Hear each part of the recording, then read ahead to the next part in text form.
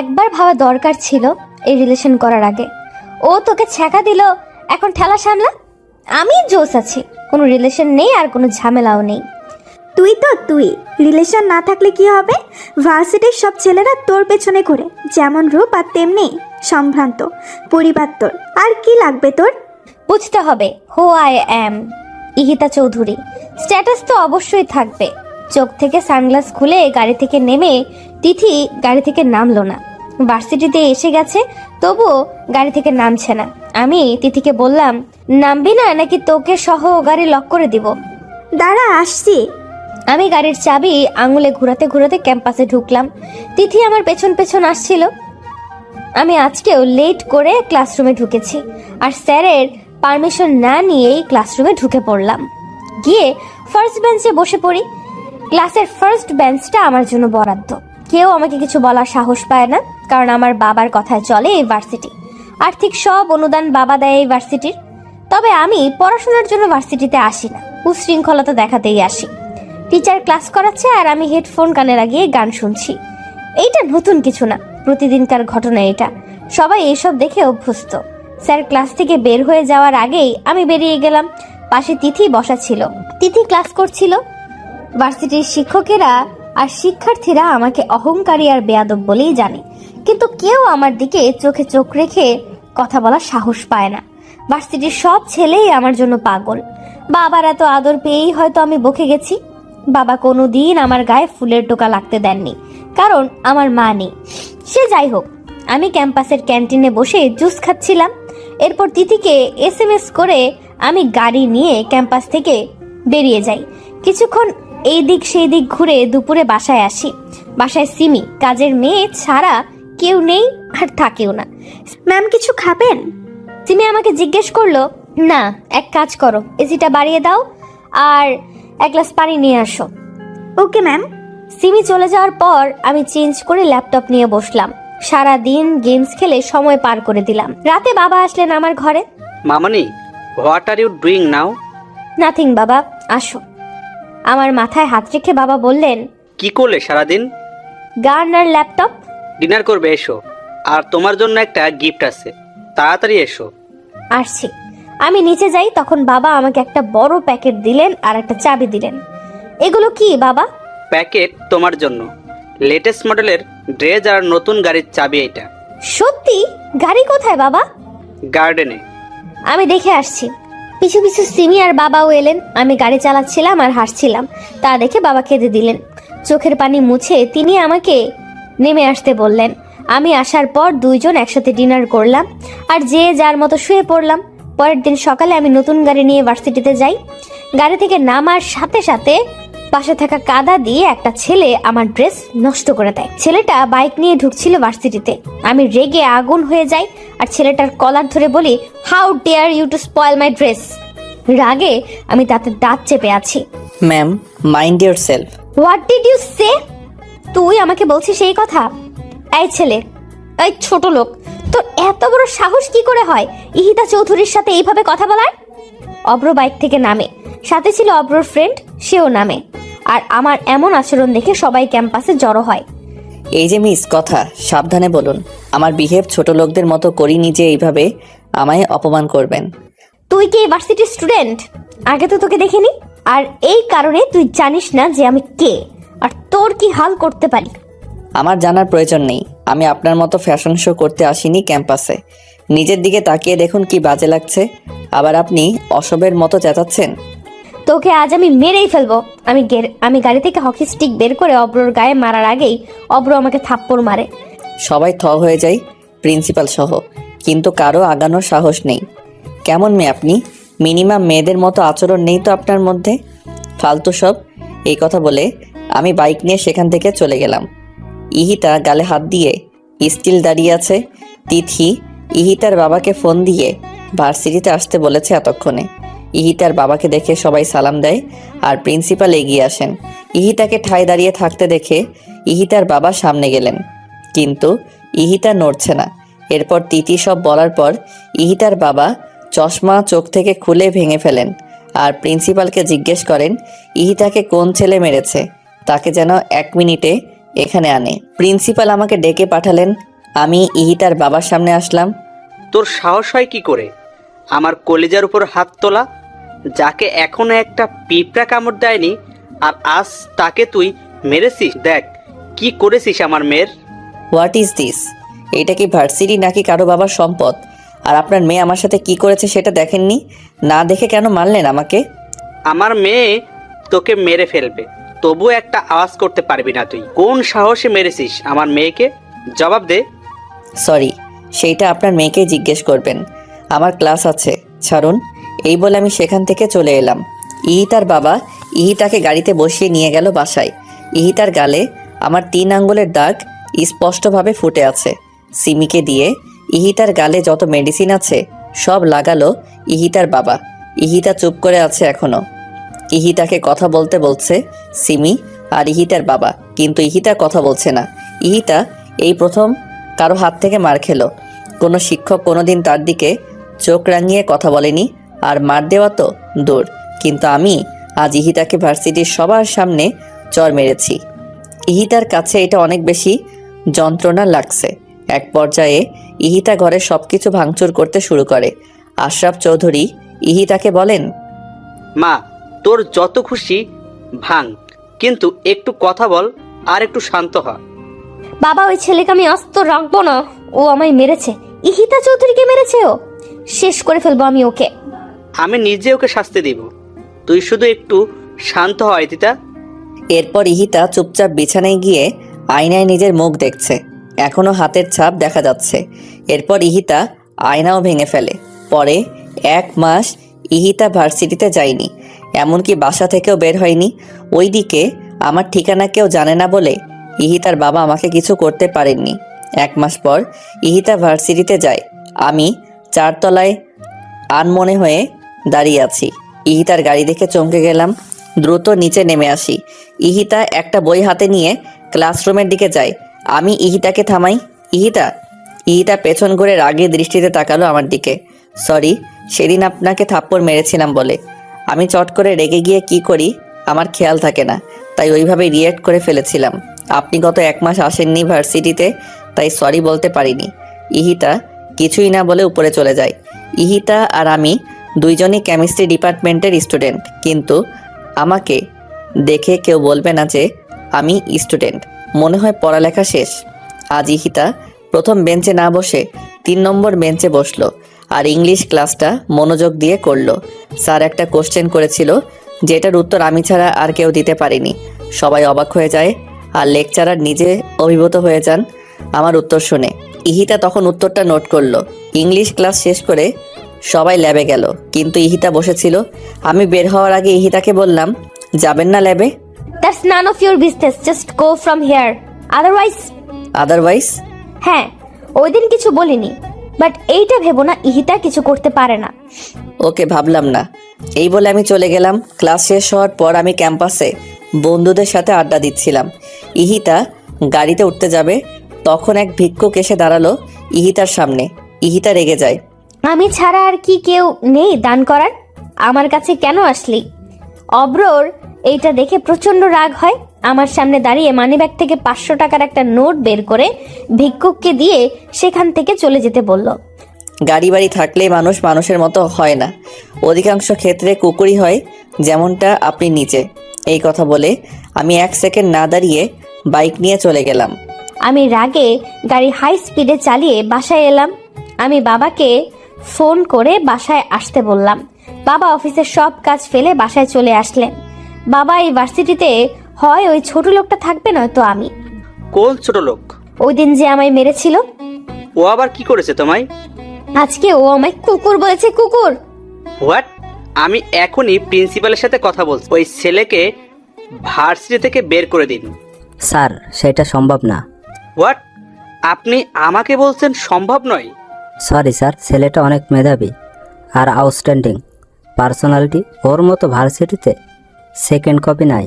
আর সবচেয়ে বড় কথা, এইবার ভিপি ইলেকশনে ইতিতা মামুনির বিরুদ্ধে অব্র দাঁড়াবে। হোয়াট? আমার মেয়ের বিরুদ্ধে? হ্যাঁ স্যার, তাই আর সেই চান্সটা নেই বের করার। পরে ভার্সিটির ছেলেমেয়েরা খেপে যাবে আর কমিশনার পর্যন্ত গড়াবে এই ঘটনা। তাই আমি আর রিস্ক নিতে চাচ্ছি না, মাফ করবেন। আমি ফোন রেখে দিয়ে ইতিতাকে সব বললাম, আর ইতিতা রাগে ফ্লাওয়ার ভাস ভেঙে ফেলে। ওই ছেলের সাহস হয় কি করে ইহিতার বিরুদ্ধে দাঁড়ানোর? আর বাবা, তুমি কিছুই করতে পারছো না। মামনি, প্রিন্সিপাল যেখানে অনর সেখানে আমি কি করতে পারি? বাট তুই টেনশন করিস না, সবাই তোকেই জয়ী করবে। তুই মাথা ঠান্ডা করে একটু বাইরে থেকে ঘুরে আয়। নো, আমি কোথাও যাব না। পাগলামি করিস না ইতিতা, চল আমার সাথে, বাইরে যাব। রেডি হয়ে আসি। যা, তাড়াতাড়ি আসবি কিন্তু। ওকে। বাবা আমার মন ভালো করতে বাইরে ঘুরতে নিয়ে যায়। সিটি ম্যাক্সের সামনে আমি অব্রকে দেখি আয়মান মির্জা আর মিসেস আয়মান মির্জার সাথে। আমি বাবাকে বলি গাড়ি থামাতে। বাবা, ওই ছেলে এখানে কি করছে, তাও আয়মান মির্জার সাথে? আয়মান মির্জা কই দেখি? দেখো। সত্যি তো আয়মান মির্জার সাথে এই ছেলে। আর এই ক্ষেত মার্কা ছেলেকে দেখ, কি স্মার্ট লাগছে। ব্যাপার কি? বাদ দাও, চলো। এই কথা বলে আমি সেখান থেকে চলে এলাম। আয়মান মির্জা হচ্ছে ওয়ার্ল্ড ইয়াং লিডারশিপের মেইন লিডার। আমি বাসায় এসে ভাবতে লাগলাম আয়মান মির্জার সাথে ওই ছেলে কেন থাকতেও পারে, তা আমার কি। আমি এসব ভাবতে ভাবতে ঘুমিয়ে গেলাম। 3 দিন পর ভিপি ইলেকশন। ভার্সিটিতে এই নিয়ে অনেক হইচই হচ্ছে, কারণ এই প্রথম আমার বিরুদ্ধে কেউ ইলেকশন করছে। আমি যথারীতি ভার্সিটিতে গিয়ে যা করার তাই করলাম। কোনো ক্লাস না করে বাসায় চলে আসলাম। ইলেকশনের আগে পর্যন্ত আমি ভার্সিটিতে যাইনি। আমি ভার্সিটিতে না গেলে অব্র ক্লাস না করে বাইরে বসে থাকে মন খারাপ করে। এই 2 দিন অব্র তাই করলো, কারণ আমি আসিনি। ইলেকশনের দিন আমি আসলাম ক্যাম্পাসে, নীল রঙের শার্ট আর বাদামি রঙের প্যান্ট পরে, চুলগুলো খোলা আর সানগ্লাস পরা। অব্র অনেকক্ষণ তাকিয়েছিল, তারপর চোখ সরিয়ে নিজের কাজ করলো। আমাকে আর অব্রকে একসাথে থাকতে বলা হয়েছে, কিন্তু আমি সেই কথা না শুনে দোতলায় গিয়ে ফোনে গেমস খেলছি নিশ্চিন্ত মনে, কারণ আমার কনফিডেন্স আছে আমিই জিতবো। সারাদিন আমি একই জায়গায় বসে রইলাম। রাতে ইলেকশনের রেজাল্ট পাবলিশ করে প্রিন্সিপাল, আর রেজাল্ট আমার বিরুদ্ধে, অর্থাৎ অব্র জিতেছে ইলেকশনে। অব্রর কোনো ভ্রুক্ষেপ না করেই আমার দিকে তাকালো। আমি হাতের ফোন ভেঙে ফেলি আর গাড়ি নিয়ে খুব দ্রুত সেখান থেকে বেরিয়ে যাই। বাবা এই কথা শোনার পর প্রিন্সিপালকে প্রচুর থ্রেট করে। আমাকে তিনিই সামলাচ্ছেন। আর অন্যদিকে আমি বাসায় গিয়ে ইহিতার কথা ভাবছি, মেয়েটা কি করছে না করছে এই নিয়ে। খুব বেশি বাড়াবাড়ি কি হয়ে যাচ্ছে, এসব ভাবতে ভাবতে আমি ঘুমিয়ে পড়ি। পরের দিন আমাকে ব্যাচ আর দায়িত্ব দেওয়া হয় আর শপথ করানো হয়, কিন্তু ইহিতা ভার্সিটিতে আসেনি। আমার মন ভীষণ খারাপ। এইভাবে 7 দিন চলে যায়, কিন্তু ইহিতা ভার্সিটিতে আসে না। এরপর আমি ইহিতার বাসায় চলে যাই। ইহিতা আমাকে দেখে অবাক তো হয়ই, সাথে তেলে বেগুনে জ্বলতে থাকে। আমি ইহিতাকে বললাম, ভার্সিটিতে যাও না কেন? আমাকে তুমি বলছো কোন সাহসে? ঝগড়া বাদ দাও, ভার্সিটিতে চলো। How dare you to force me? কোন সাহসে এসব কথা আসছে মুখ দিয়ে? ভিপি হিসেবে কলেজের প্রত্যেকটা স্টুডেন্টের প্রতি আমার দায়িত্ব রয়েছে, সো চলো। আমি যাব না না না। তুমি যাবে যাবে আর যাবে। আমার হাত ধরার সাহস কোথায় পেলি ছোট লোক? যা খুশি বলো। ও হ্যাঁ, আজকে থেকে প্রতিদিন ভার্সিটিতে যাবে আর নিয়মিত ক্লাস করবে। আর মোস্ট ইম্পর্টেন্টলি, এসব ড্রেস আর পরা যাবে না। যাও তাড়াতাড়ি চেঞ্জ করে এটা পরে আসো। My foot. প্যাকেটটা ছুঁড়ে মেরে আমি বললাম, এইটাই যে তোমায় পড়তে হবে ইহিতা চৌধুরী। বের হও আমার বাসা থেকে। Just get out from here. আগে ভার্সিটিতে চলো। আর তুমি যদি স্বইচ্ছা এই ড্রেসটা পরে ভার্সিটিতে না যাও, তাহলে আমি নিজের হাতে তোমায় এই ড্রেস পরাবো আর ভার্সিটির সবার সামনে তোমায় কিস করব। বলো কোনটাতে রাজি তুমি? How dare you bloody shit. Ihita, enough. যা বলেছো আর না। সোজা আঙ্গুলে ঘি উঠবে না। বুঝেছি, আঙ্গুল বাঁকা করতেই হবে। আমার বাসায় এসে আমার সাথে এই ব্যবহার? তোকে আমি দেখে নেব ফাজিল। 10 মিনিটে আসো। ইহিতা দরজা লাগিয়ে দিল। 15 মিনিট পর ইহিতা রেডি হয়ে বেরিয়ে আসলো। আমি আর সিমি ইহিতার দিকে মুগ্ধ চোখে তাকিয়ে আছি। এইভাবে তাকিয়ে আছো কেন তোমরা? ম্যাম, কি সুন্দর লাগছে আপনাকে দেখতে। চুপ, একদম চুপ বেয়াদব। যাও এখান থেকে। চলো। তোকে আমি দেখে নিব অব্র। দেখো, এখন চলো। আমি ইহিতাকে নিয়ে ভার্সিটিতে যাই আর সেকেন্ড বেঞ্চে ইহিতাকে বসিয়ে থার্ড বেঞ্চে ইহিতার পিছনে বসি। ইহিতার সামনে গিয়ে বলি, আজ সবগুলো ক্লাস মনোযোগ দিয়ে করে তারপর বাসায় যাবা। আর এর বিপরীতে কিছু হলে বুঝোই তো কি করব। তোকে আমি শেষ করে ফেলবো অব্র। সে পরে দেখবো, আগে ক্লাসগুলো করে নোট করে বাসায় গিয়ে পড়বে। ফোন হাতে দেখলেই খবর আছে। Just mind your language. তোর কথা শুনতে ইহিতা চৌধুরী বাধ্য নয়। 1000বার বাধ্য। অব্র পেছনে ছিল, তাই আজ আমি সবগুলো ক্লাস ঠিকঠাক মতো করেছি। আজকে ভালোই লেগেছে আমার। তবে আমার এমন পরিবর্তনে শিক্ষকরা সহ সবাই খুশি। বেশ প্রাণোচ্ছলভাবেই ক্লাস করেছি। তিনি এসব দেখে পুরো হা হয়ে তাকিয়ে আছে অব্রর দিকে। অব্র কি ইশারা করে তিথি জিজ্ঞেস করে, কেমনে সম্ভব? অব্র হাসি দিয়ে বুঝিয়ে দেয় চাইলেই সম্ভব। ক্লাস করা শেষে আমি বের হয়ে যাই। অব্র সিঁড়ির পাশে দাঁড়িয়েছিল। এক ছেলে ভুলে আমার ওড়নায় পাড়া দেয়, যার কারণে আমি টান খেয়ে অব্রর হাতের উপর পড়ে যাই আর অব্র আমাকে ধরে। আমি পড়ার সাথে সাথেই পেছন ঘুরে তাকিয়ে দেখি ওড়নাটা সিঁড়িতে পড়ে আছে আর একটা ছেলে টিল সেখানে হা করে দাঁড়িয়ে আছে। অব্র আমার দিকে তাকিয়ে ওই ছেলের সামনে যায়। অব্র দেখে বুঝেছে ইচ্ছে করে ছেলেটা এমন করেনি। নেক্সট টাইম যেন এমন ভুল না হয়। জি ভাইয়া। যাও এখন। আমি ইহিতাকে ওড়নাটা দিলাম আর বইগুলো উঠিয়ে গাড়ি পর্যন্ত ইহিতাকে দিয়ে আসলাম। ইহিতা চলে গেল আমাকে কিছু না বলেই। আমি একটু মুচকি হাসলাম আর বাইক নিয়ে বেরিয়ে গেলাম। অব্র চলে যাওয়ার পর আমি বাইক নিয়ে চলে আসি। বাসায় এসে ড্রেস খুলে টুকরো টুকরো করে কাটি আর সেইগুলো ছাদে নিয়ে উড়িয়ে দেই। অব্রকে মনে মনে অনেক বকা দিচ্ছি। এরপর নিজের মতো করে এসে খাওয়া দাওয়া শেষ করে ল্যাপটপ নিয়ে বসি। এর মধ্যে আমার ফোন বাজলো। ফোন রিসিভ করার সাথে সাথে অপর পাশ থেকে একটা ছেলে বলল, কাজটা ভালো করলে না ইহিতা, এর মাসুল তোমায় গুনতে হবে। এই বলে ছেলেটা ফোন কেটে দিল। আমি ভ্যাবাচাকা খেয়ে গেলাম। কে ফোন করলো আর কেনই বা এসব বললো? আমি আবার কল ব্যাক করে দেখলাম, কিন্তু ফোন বন্ধ। আমি এসব পাত্তা না দিয়ে আবার নিজের কাজে মনোযোগ দিলাম। বাবা বাসায় আসার পর একসাথে ডিনার সেরে শুয়ে পড়লাম। আমি ভাবতেও পারিনি আগামীকাল আমার জন্য কি অপেক্ষা করছে। আমি সকালে ঘুম থেকে উঠে শর্ট ড্রেস পরে ভার্সিটিতে যাব বলে গাড়ি নিয়ে বের হলাম। অর্ধেক রাস্তা যাওয়ার পর আমি খুব জোরে গাড়ি ব্রেক করলাম, তাই হোল্ডিং এর সাথে লেগে আমার মাথা কেটে যায়। গাড়ি ব্রেক করার কারণ হলো সামনে একটা কার দাঁড়ানো। আমি কপালে টিস্যু ধরে বেরিয়ে আসি। গাড়িটার সামনে যাওয়ার পরেই আমাকে জোর করে সেই কারে বসানো হয় আর একজনকে ফোন করে বলে আমার গাড়ি বাসায় দিয়ে আসতে। আমি গাড়িতে উঠে অব্রকে দেখে চমকে যাই আর প্রচন্ড রেগে যাই। আই ছোট লোকের বাচ্চা, তুই আমায় কেন এইভাবে নিয়ে আসতি? কোথায় নিয়ে যাচ্ছিস আমাকে? একদম কথা কম বলবে, নয়তো মুখে স্কচ টেপ মেরে দিব। গাড়ি থামা, I say stop the car. এরপর অব্র আর কোনো কথা না বলে আরো জোরে গাড়ি চালাতে থাকে, কিন্তু আমি অনর্গল চেঁচিয়েই যাচ্ছি। এক পর্যায়ে আমি গাড়িতে থাকা বটল ছুঁড়ে মারি বাইরে। এতে জানলার কাঁচ ভেঙে যায়, কিন্তু অব্র তবুও থামলো না। একটা বাংলোর সামনে গাড়ি পার্ক করলো অব্র। আমাকে গাড়ি থেকে জোর করে নামালো, কিন্তু আমি তো নামবো না। এরপর অব্র আমাকে কোলে করেই ভেতরে ঢুকালো। আমি অব্রর শার্ট ছিঁড়ে ফেলেছি জিদে, কিন্তু অব্র কিছুই করছে না। ড্রয়িং রুমে নিয়ে অব্র আমাকে বসালো। এরপর আমার হাতে একটা লেহেঙ্গা দিয়ে বলল, কুইকলি যাও আর এটা পরে আসো, জাস্ট গো ফাস্ট। উকিল সাহেব চলে আসবেন এখন। উকিল আসবেন মানে? আর তুই এইভাবে আমায় এটা পড়তে বলছিস কেন? আজ আমাদের ম্যারেজ রেজিস্ট্রি হবে। হোয়াট? ওই জানোয়ার, তোর সাহস কি করে হয় এসব বলার? ইহিতা চৌধুরীকে বিয়ে করবে তোর মতো ছোট লোক? My foot, just let me গো।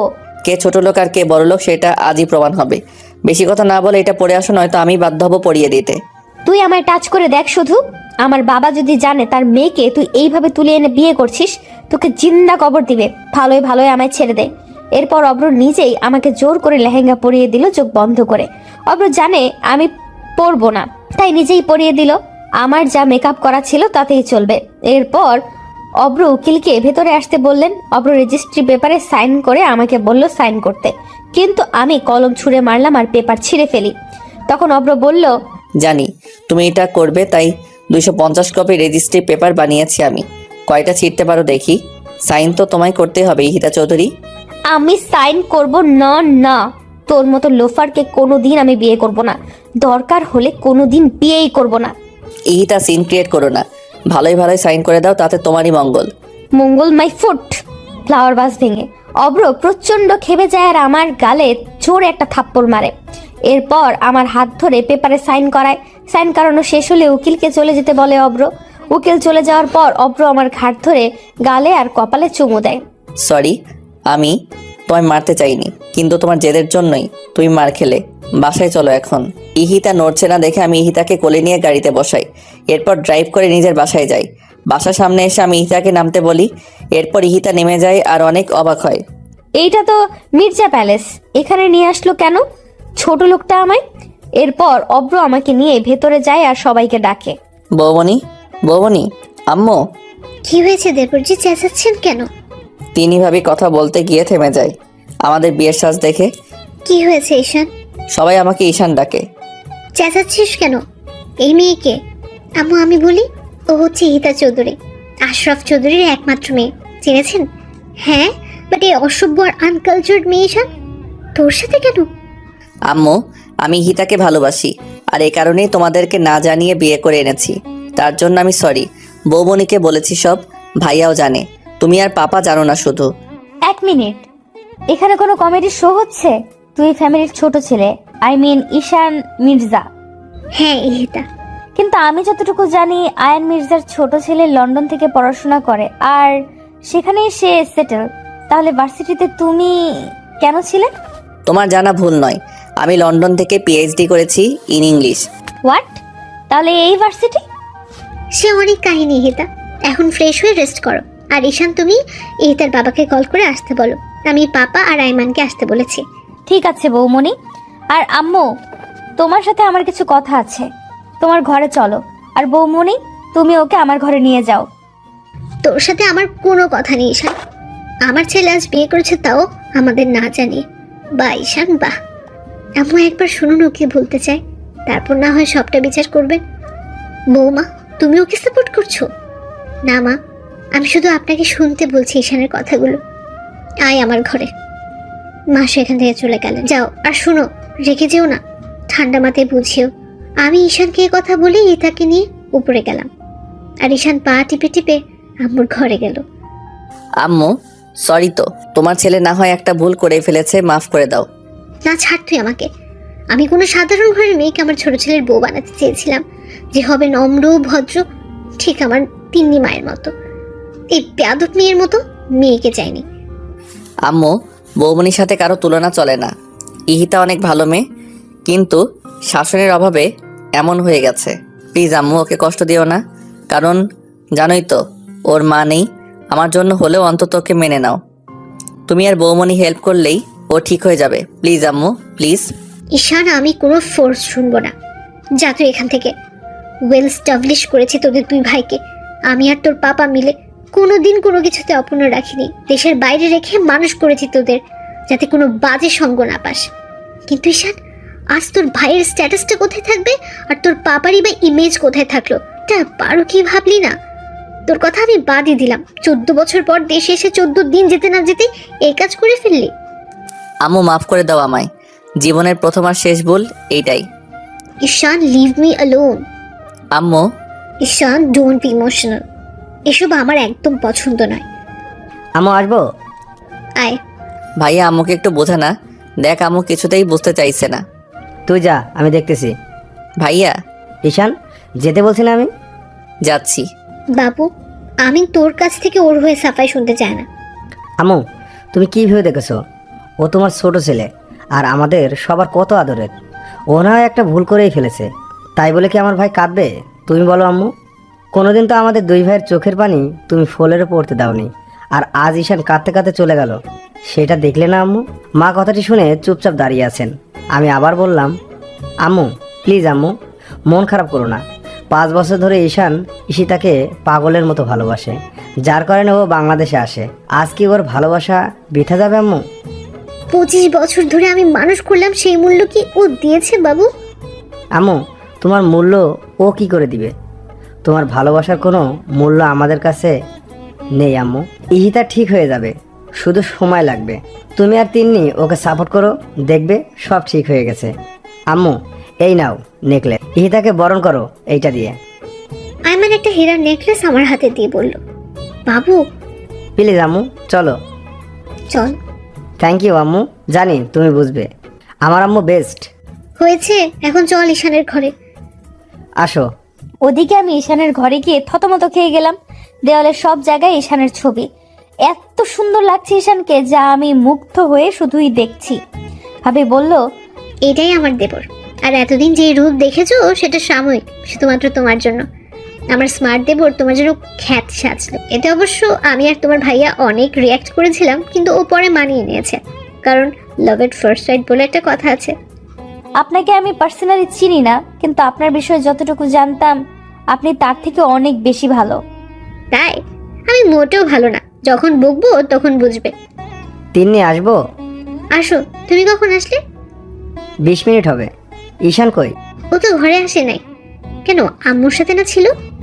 দাঁড়াও আম্মু, আমি ঈশানকে নিয়ে আসছি। আমি ছাদে গিয়ে ঈশানকে পেলাম, আর ঈশান দাঁড়িয়ে দাঁড়িয়ে কাঁদছে। ঈশান, তুই আবারও কাঁদছিস? ভাইয়া তুমি? চল, কোথায়? সারপ্রাইজ আছে, চল। আমি ঈশানকে নিয়ে ঈশানের ঘরে গেলাম। ঈশানকে দেখে ইহিতা রেগে গেল, কিন্তু তিন্নির ইশারাতে থেমে গেল ইহিতা।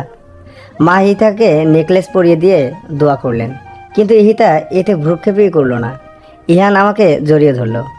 ভাইয়া তোকে কোনোদিন থ্যাঙ্কস দেইনি, আর আজও দিব না। শয়তান ছেলে, তোর কাছ থেকে আমি থ্যাঙ্কস চেয়েছি। ইউ আর বেস্ট ভাইয়া। এইসব পামে আমি ফুলছি না। হিংসা হচ্ছে কিন্তু আমার। তুমি আমার বরকে জড়িয়ে ধরে রেখেছো। বৌমনি, আগে আমার ভাই, তারপর তোমার বর। হইছে, তিনজন ফ্রেশ হয়ে নিচে আসেন। লাঞ্চ করতে হবে তো নাকি? পাপা আসুক। পাপা আসছে। আচ্ছা, তুমি আগে ঘরে আসো, কথা আছে আমার। চলো। এরপর সবাই ঈশানের ঘর থেকে চলে গেল। ঈশান আর ইহিতা দুজন দু প্রান্তে দাঁড়িয়ে আছে। ইহিতা আর আমি দুইজন দুই দিকে দাঁড়িয়ে আছি। আমি ইহিতাকে বললাম, লাঞ্চ করবে? ফ্রেশ হয়ে এসো, আমি গেস্ট রুমে যাচ্ছি ফ্রেশ হতে। আমি বাসায় যাব এন্ড রাইট নাও। ইহিতা, যা বলেছি করো, বেশি কথা বলে আমাকে রাগিও না। ঈশানের আসল রূপ কিন্তু তুমি দেখোনি। আসল রূপ? I don't care who are you. আমি আমার জায়গায় থাকলেই হবে। বিকেলে আমি বাসায় চলে যাব। আগে তো দেখো ঘর থেকে বাগানে যেতে পারো কিনা, আর বাসা তো অনেক দূর। তোর মন তো নির্লজ্জ আমি খুব কম দেখেছি। এইটা স্বাভাবিক, ভালোবাসার কাছে নির্লজ্জ না হলে তা আদায় করা যায় না। ভালোবাসা মাই ফুট। তোর এই ভালোবাসাই তোকে বিপদে ফেললো। হুম, বিপদে পড়িনি। আর তুই বলার মতো সম্পর্ক না এখন তোমার আর আমার মধ্যে, তাই তুমি করে বলো। তুমি যাও, তোর মতো চিটারকে ইথিকা কখনোই তোকে তুমি বলবে না। ইহিতে একটা কথা বলি শুনো, আম্মু, পাপা, বৌমণি আর ভাইয়া, এই চারজন যাতে তোমার কাছ থেকে যথেষ্ট রেসপেক্ট পায়। আমাকে যা ইচ্ছা বলো তুমি, কিন্তু ওদের দিকে কোনোদিন চোখ তুলেও কথা বলবে না। সেই দিন তাহলে আমি কি করব তোমায় জানি না। এই বাসায় আমি থাকলে তো বিহেভের কথা আসবে। আমি আজই চলে যাব। ওই যে বললাম, গিয়ে আগে দেখাও। ইহিতা কিছু বলার আগে ভাবি নক করে রুমে। আমি আসতে বললাম ভাবিকে। ঈশান যাও, ফ্রেশ হয়ে আসো, আজকে সবাই একসাথে লাঞ্চ করব। যাচ্ছি, কিন্তু তোমার হাতে কি এইগুলো বৌমণি? যাও, পরে দেখতে পারবে। যাচ্ছি। ঈশান চলে যাওয়ার পর আমি ইহিতার সামনে গিয়ে দাঁড়ালাম আর ইহিতাকে বললাম, ইহিতা ফ্রেশ হয়ে এই শাড়ি আর গহনাগুলো পরবে। ইহিতার হাতে দিয়ে বললাম। হোয়াট? আমি এসব পড়তে পারবো না, আমাকে টি শার্ট দিন। ইহিতা, মির্জা পরিবারের বউরা কখনো এসব পরে না। এই পরিবারের একটা ট্রেডিশন আছে, তোমাকেও সেটা মানতে হবে, অন্তত দিনের বেলাতে। বৌমনি, আই কান্ট। ইহিতা, তুমি পারবে। তুমি শাড়ি পরে দেখো কতটা ভালো লাগবে তোমাকে। আর আজ তোমার আর ঈশানের সবচেয়ে মধুর একটা দিন। নিজেকে সুন্দরভাবে সাজাও ওর জন্য, দেখবে ও অনেক খুশি হবে। বৌমনি, আমার কোনো ইচ্ছে নেই ওই স্টুপিডটার জন্য শাস্তে। ওকে আমি ঘৃণা করি, জাস্ট হেট হিম। সময় হোক, তখন বুঝবা ঈশান কি আর কেমন। এখন চটপট রেডি হয় না। ওর সম্পর্কে জানার কোনো ইন্টারেস্ট নেই আমার, আর আমি শাড়ি পরতে পারি না। আমি হেল্প করব। যাও গোসল করে আসো আগে, ওয়াশরুমে টাওয়াল রাখা আছে। যাচ্ছি। ইহিতা বের হয়ে আসার পর আমি ইহিতাকে সুন্দর করে সাজিয়ে দিলাম আর ইহিতাকে শাড়ি আর গহনা পরিয়ে দিলাম। দেখো তো এখন কেমন লাগছে নিজেকে। ইহিতা অবাক হয়ে যায় নিজেকে দেখে। শাড়ির সাথে যেই ইথিকাকে যায় না, সেই ইথিকা আজ শাড়ি পরেছে আর গা ভর্তি গহনা। অবাক লাগছে নিজেকে দেখে।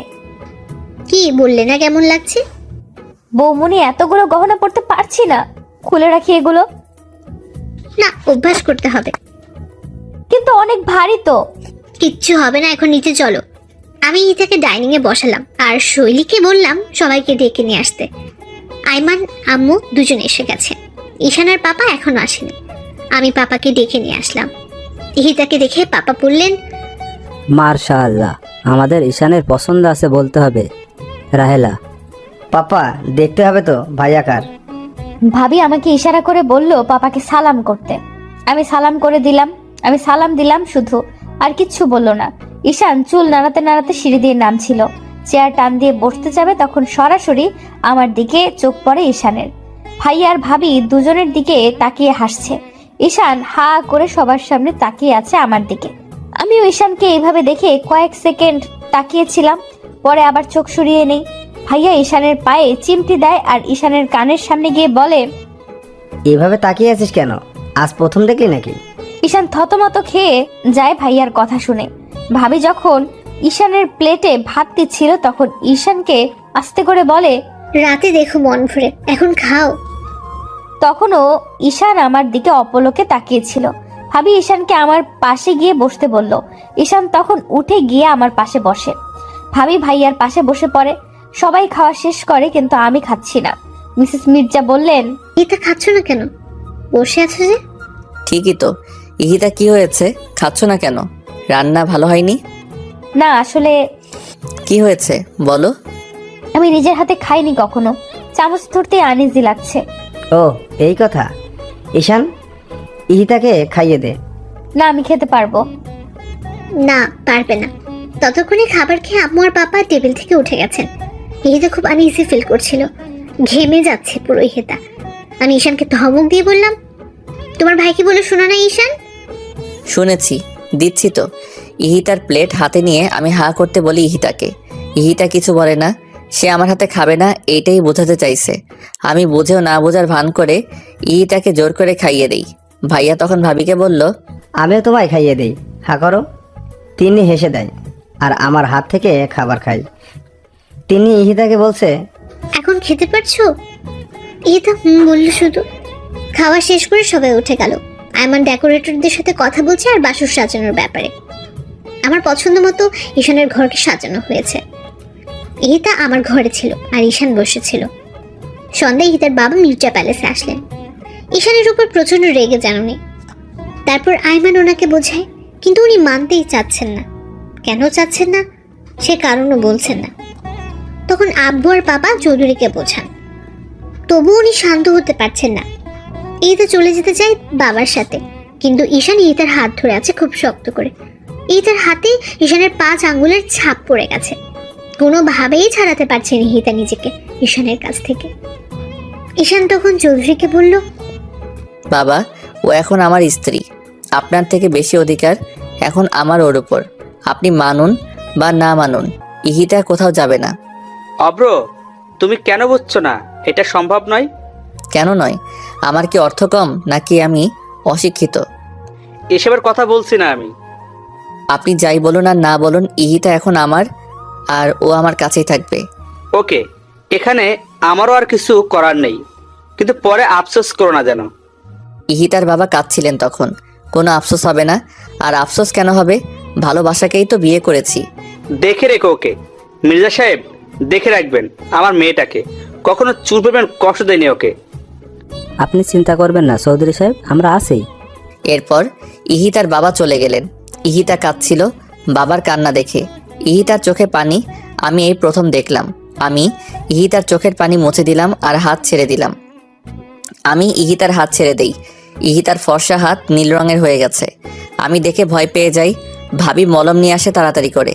আমি মলম লাগাতে যাব, তখন ইহিতা বলে, লাগবে না, ব্যথা পাইনি আমি। এই কথা বলে আমি উপরে চলে যাই। ঈশানও মলম নিয়ে পিছু পিছু আসে। আমি গেস্ট রুমে গিয়ে বসি আর চাদর খামচাচ্ছি জেদে। ঈশান এইটা দেখে বুঝতে পারলো আমি অনেক রেগে আছি। ঈশান আমার সামনে আসলো, আমার হাত টান দিয়ে নিজের পায়ের উপর রাখে। কি হচ্ছে কি? ইহিতা প্লিজ মলমটা লাগাতে দাও। আমি সরি, বুঝিনি এমন হয়ে যাবে। Don't touch, just leave me alone. Ihita please. No, I am all right. যা ইচ্ছে হয় আমাকে বলো, কিন্তু মলমটা লাগাতে দাও হাতে, নয়তো ব্যথা করবে আর ফুলে যাবে। যাক, তুই হ্যাপি হবি তো তখন। ইহিতা, এটা কি ধরনের কথা বলার স্টাইল? সরি, পারমিশন না নিয়ে আসার জন্য। আরে না বৌমনি, পারমিশন কিসের? বসো। এই ঘরে কেন তোমরা? তোমাদের ঘরে যাও। না, আমি এখানেই থাকবো, ওই ঘরে যাব না। ঈশান, বাইরে যাও তো, আর এটা দিয়ে যাও, আমি লাগিয়ে দিচ্ছি।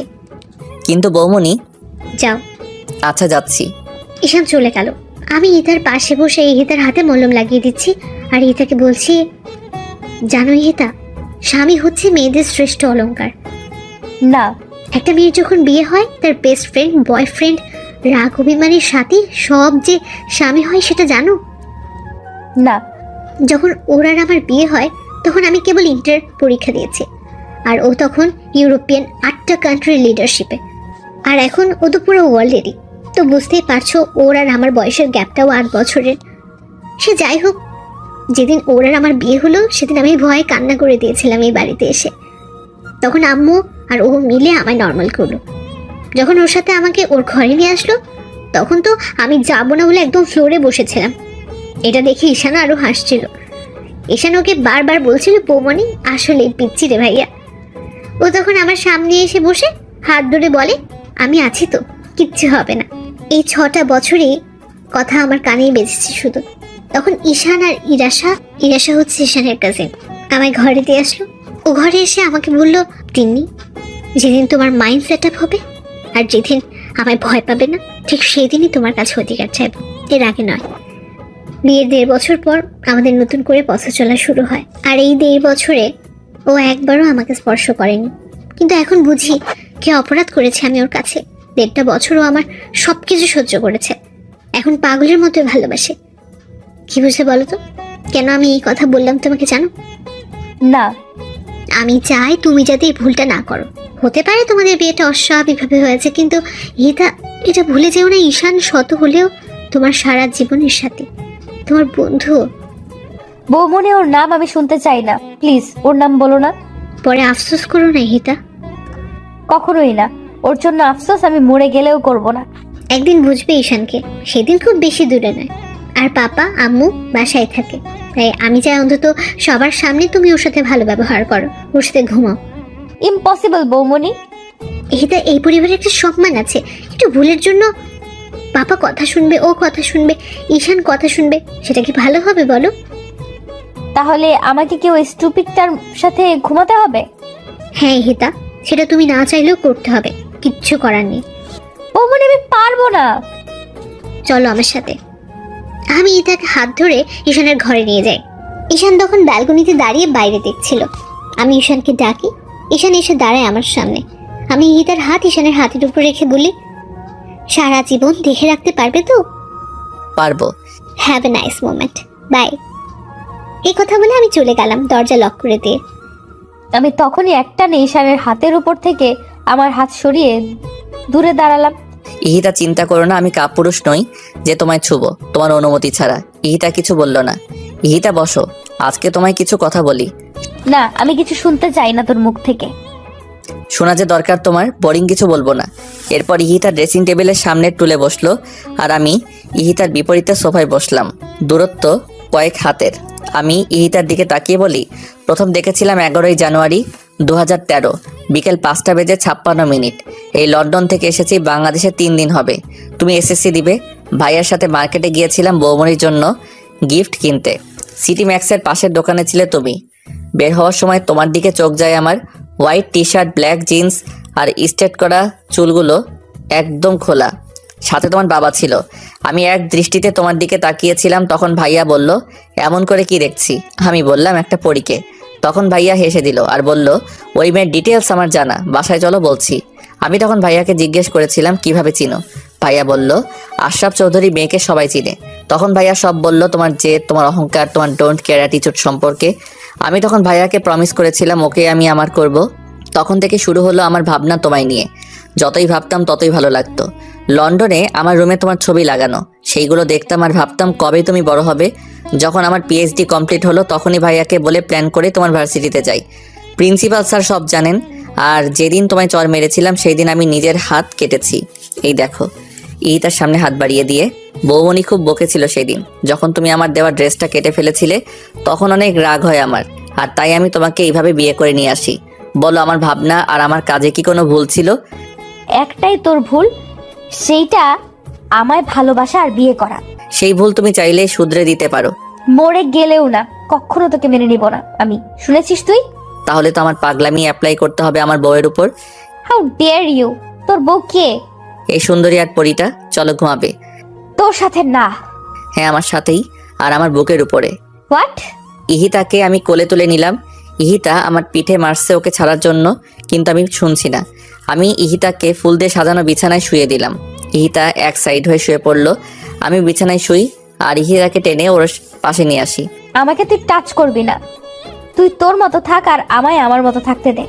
না, তোমায় টাচ করার পুরো অধিকার আছে আমার, কিন্তু এখন যদি তুমি চুপচাপ আমার কাছে না ঘুমাও তাহলে তোমার সাথে নেক্সটে যা করব তার জন্য তুমি প্রস্তুত থাকবে না ইহিতা। সো বুঝতেই পারছো কি করব। ঈশান, তুই আমাকে তুলে নিয়ে বিয়ে করেছিস বলে আমার সব স্বাধীনতা আর চাওয়া পাওয়া হরণ করে নিসনি। আমাকে আমার মতো থাকতে না দিলে অবস্থা তোর আরো খারাপ হবে। ইহিতা চুপ করো, পাশে ভাইয়ার রুম, এত রাতে চেঁচালে তারা কি ভাববে? হোয়াট দা, আমার বুক সেলফ অফ মরিয়াম, মুখে হাত দিয়েছিস কেন? ঘুমাও তো, আর যেভাবে আছো সেইভাবেই ঘুমাও। ঈশান, ছাড় আমায়। এই মেয়ে তো আমার কথাই শুনছে না। স্কচটেপ নিয়ে আসবো এখন, দেখো। তুই আমায়, আমি কিছু বলার আগেই ঈশান আমাকে কিস করে দেয় আর আমি চুপ হয়ে রাগী দৃষ্টিতে তাকিয়ে থাকি ঈশানের দিকে। আর ঈশান আমাকে জড়িয়ে ধরে ঘুমিয়ে যায়। আমি আনইজি তো ফিল করছি, সাথে রেগেও আছি। এই ছেলে পেয়েছেটা কি? যখন ইচ্ছে আমায় মারবে আর যখন ইচ্ছে আমায় কিস করবে। আমি সব রাগ একসাথে করে ঘুমিয়ে পড়ি। সকালবেলা আমি ঘুম থেকে জেগে দেখি ঈশান এখনো আমাকে জড়িয়ে ধরে ঘুমাচ্ছে আর আমার গলায় ঈশানের মুখের খোঁচা খোঁচা দাড়ি লাগছে। আমি একটু সরে গিয়ে উঠতে যাই, তখন দেখি আমার শাড়ির আঁচল ঈশানের পিঠের নিচে। আমি লজ্জায় শেষ হয়ে যাই।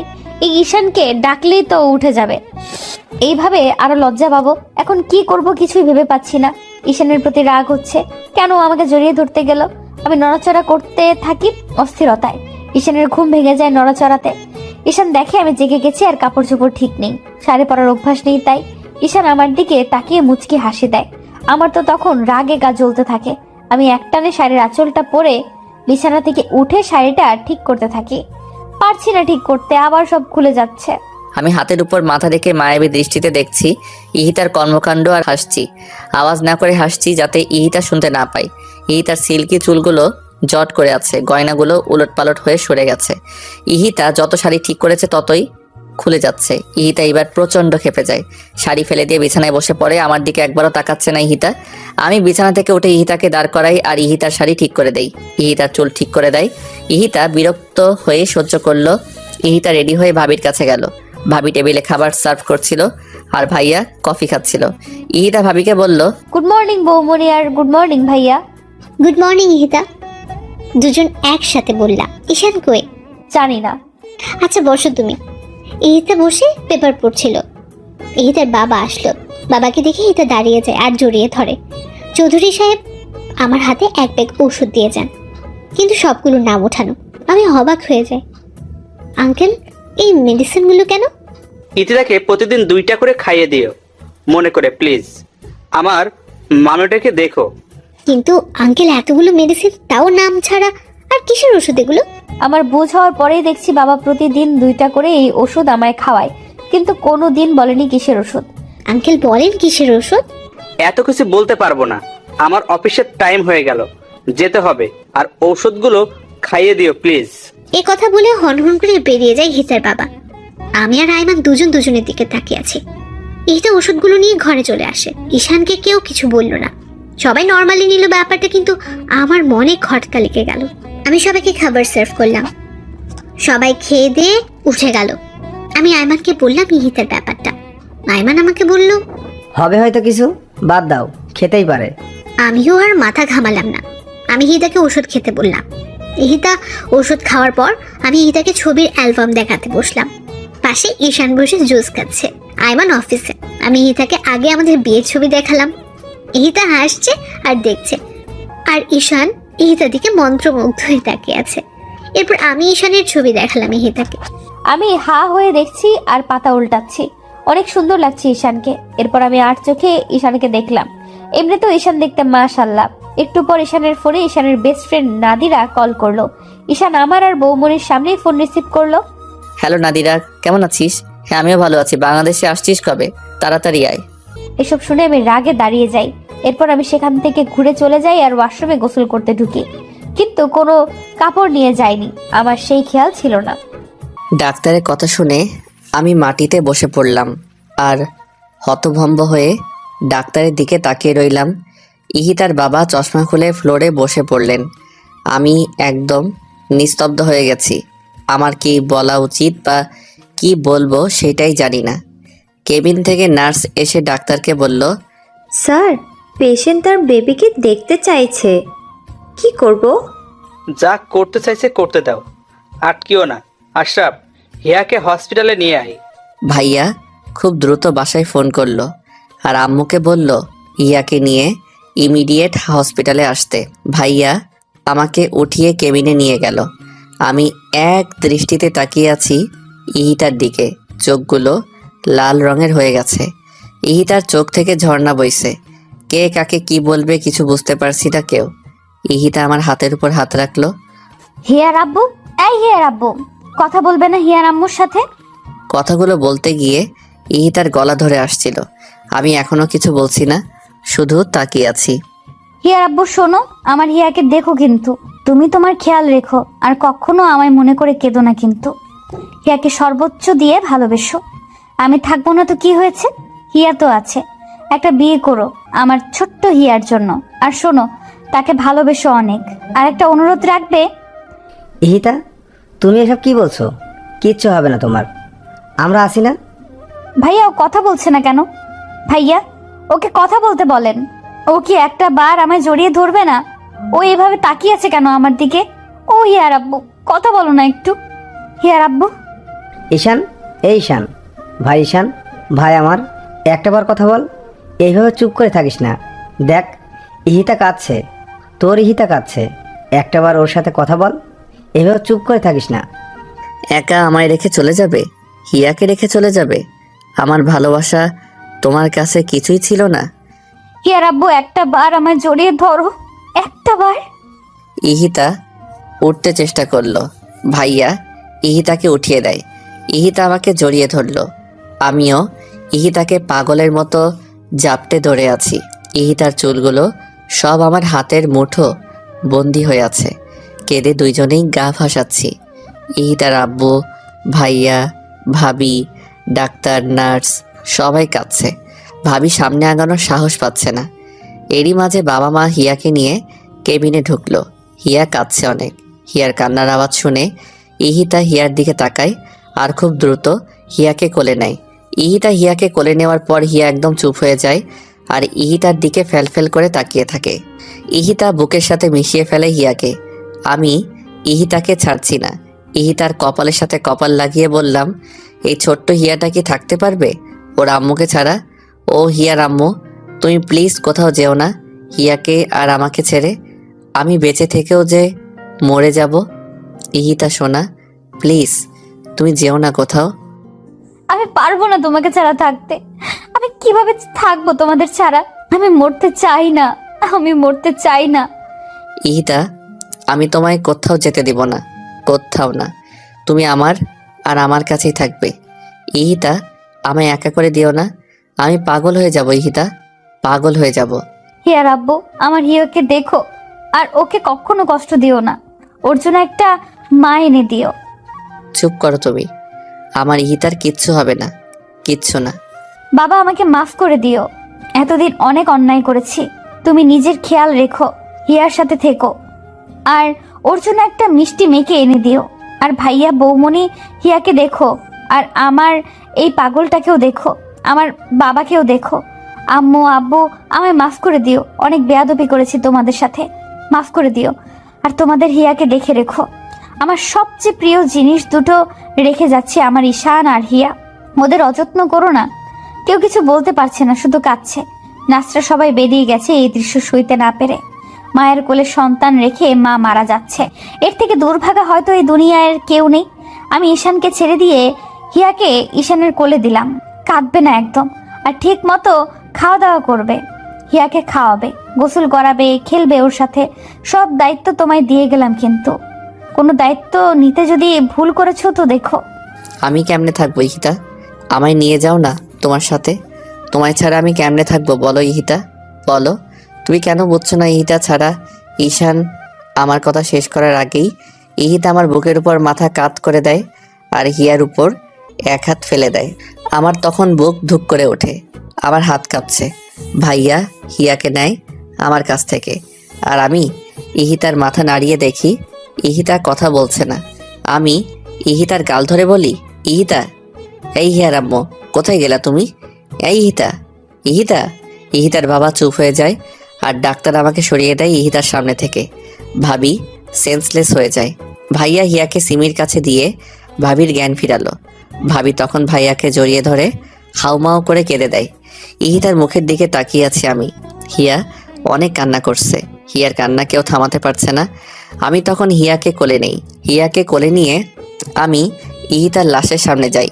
হিয়া তখন ইহিতার জামা ধরে টানাটানি করছিল, কিন্তু ইহিতার নির্জীব শরীর আর তার আদরের মেয়ের ছোঁয়া বুঝতে পারছে না। আমি হিয়াকে বুকে জড়িয়ে নিয়ে শুধু কাঁদছি। সামনে ইহিতার মায়াভরা মুখটি চোখ বন্ধ করে রেখেছে সারা জীবনের জন্য। ইহিতার বাবা কিছু বলছে না। ডাক্তার সাগর ইহিতার বাবাকে সামলাচ্ছেন। ভাইয়া ভাবি আমার কাছে এসে দাঁড়ায়। ভাবি হিয়াকে আমার কোল থেকে নেয়, ভাইয়াকে জড়িয়ে ধরে হাউমাউ করে কেঁদে দেয় আমি। ভাইয়ারে আমি থাকবো কিভাবে এই মায়াপরীকে ছাড়া? আমার হিয়া থাকবে কিভাবে? ও এইভাবে আমাদের দুইজনকে একা ছেড়ে চলে গেল কেন? ভাইয়া কথা বলো। আর কখনোই তো ও আমায় বলবে না খাইয়ে দাও, বলবে না দুষ্টামি করো না। ভাইয়া আমার বুকটা যে ফেটে যাচ্ছে রে ভাইয়া। ইহিতাকে এনে দাও ভাইয়া, এনে দাও। আমি মরে যাবো ওকে ছাড়া। ভাই তুই কাঁদিস না। তুই এইভাবে ভেঙে পড়লে হিয়ার আম্মুকে কে দেখবে বল? এখন তোর উপরে দায়িত্ব কত তুই জানিস না। শক্ত কর নিজেকে। ভাইয়া আমি ইহিতাকে ছাড়া থাকতে পারবো না। ভাইয়া এনে দাও ওকে। ভাইয়াও কাঁদছে, কিন্তু কি বলবে? ভাবি করিডোরে দাঁড়ায় হিয়াকে নিয়ে। মা বাবাও ভাবির পাশে বসে কাঁদছে। 1 ঘন্টার মধ্যে ইহিতাকে দাফন করা হলো। আমি হাতে মাটি লাগা থাকা অবস্থায় হিয়াকে নিয়ে কবরের সামনে বসে পড়লাম আর চোখের পানি দিয়ে কবর ভিজাচ্ছি। হিয়াও চিৎকার করে কাঁদছে। আমি কোনো কথা বলছি না, শুধু হিয়ার দিকে তাকিয়ে আছি। আম্মু দেখ না, তোর আম্মু কি শান্তিতে ঘুমাচ্ছে তোকে আর আমাকে ছেড়ে? বল তো আম্মু, তুই কি থাকতে পারবি তোর আম্মুকে ছাড়া? ভাইয়া পাশে দাঁড়িয়ে কান্না করছে, সাথে বাবা আর আঙ্কেল। আমি হিয়াকে বলছি, জানো হিয়া, তোমার আম্মু কখনো অন্ধকারে থাকতে পারতো না। আজ দেখো ও নিজেই অন্ধকার হয়ে গেছে। ও ভয় পেলেই আমার টি শার্ট ছিঁড়ে ফেলতো টান দিয়ে, কিন্তু এখন কে ছিঁড়বে? আমি ওর এত স্মৃতি নিয়ে কিভাবে বাঁচবো বলো না হিয়া আম্মু? বাবা আর ভাইয়া আমাকে ওঠালো। বাড়ির গার্ডেনেই কবর দেওয়া হয়েছে ইহিতাকে। আমি উঠবো না। ভাইয়া জোর করে উঠালো আমাকে, ভাবির কোলে দিল হিয়াকে। ভাইয়া ভাবিকে বলল হিয়াকে খাবার খাওয়াতে। ভাইয়া আমাকে নিয়ে গেস্ট রুমে গেল, কারণ বেডরুমে গেলেই আবার পাগলামি শুরু করব ইহিতার সব কিছু দেখে। ভাইয়া নিজেই আমাকে ফ্রেশ করিয়ে দিল। এই অবস্থায় কে কাকে দেখবে? কিন্তু ভাইয়া আর ভাবি শক্ত হাতে সব সামলাচ্ছে। রাত যত বাড়ছে আমার কান্নার আওয়াজ তত জোরেই শোনা যাচ্ছে। দরজার বাইরে দাঁড়িয়ে সবাই কাঁদছে, কিন্তু কেউ আমাকে সান্ত্বনা দেওয়ার সাহস পাচ্ছে না। আমি এখনো বেডরুমে যাইনি, মাটিতে শুয়ে শুয়ে শুধু কাঁদছি। সারাদিনে কেউ কিছু খায়নি, আমার চোখে চোখ রেখে কেউ কিছু বলতে পারছে না। বারবার ইহিতার কথা কানে বাজছে। বেয়াদব, স্টুপিড, ছোট লোক। ইহিতার বিভিন্ন ভঙ্গিতে কথা বলা এখন আমাকে আরো কষ্ট দিচ্ছে। রাতে আমাকে জড়িয়ে ধরে ঘুমানো, এসব এখন সবই স্মৃতি আমার কাছে। আমি আর পারছি না এভাবে থাকতে। কষ্টের মধ্যে শেষ হয়ে যাচ্ছি। আমার সামনে থাকা একটা ছুরি হাতে নেই আমি। ভাইয়া আর বাবা দৌড়ে এসে আটকায় আমাকে। আমি আব্বুকে জড়িয়ে ধরে বলি, পাপা আমি এভাবে বেঁচে থেকে কি করব পাপা? পাপা আমি পারবো না এভাবে বেঁচে থাকতে। আমার ইহিতাকে এনে দাও তোমরা। আমি মরে যাব পাপা, আমি মরে যাব। আব্বু তুই না আমার লক্ষ্মী ছেলে, আমার দাদু ভাইকে কে দেখবে তুই এমন করলে? আব্বু পাগলামি করিস না। ইহান কেঁদো না, নিজেকে শক্ত করো, এইটাই হওয়ার ছিল। ভাই তুই না আমার ভাই। ঈশান মির্জাকে এইভাবে মানায় না। আমার ভাই সবসময় হাসি খুশি থাকবে, সেই ভাইকে আমি দেখতে চাই, অন্তত আমাদের হিয়া মামুনের জন্য।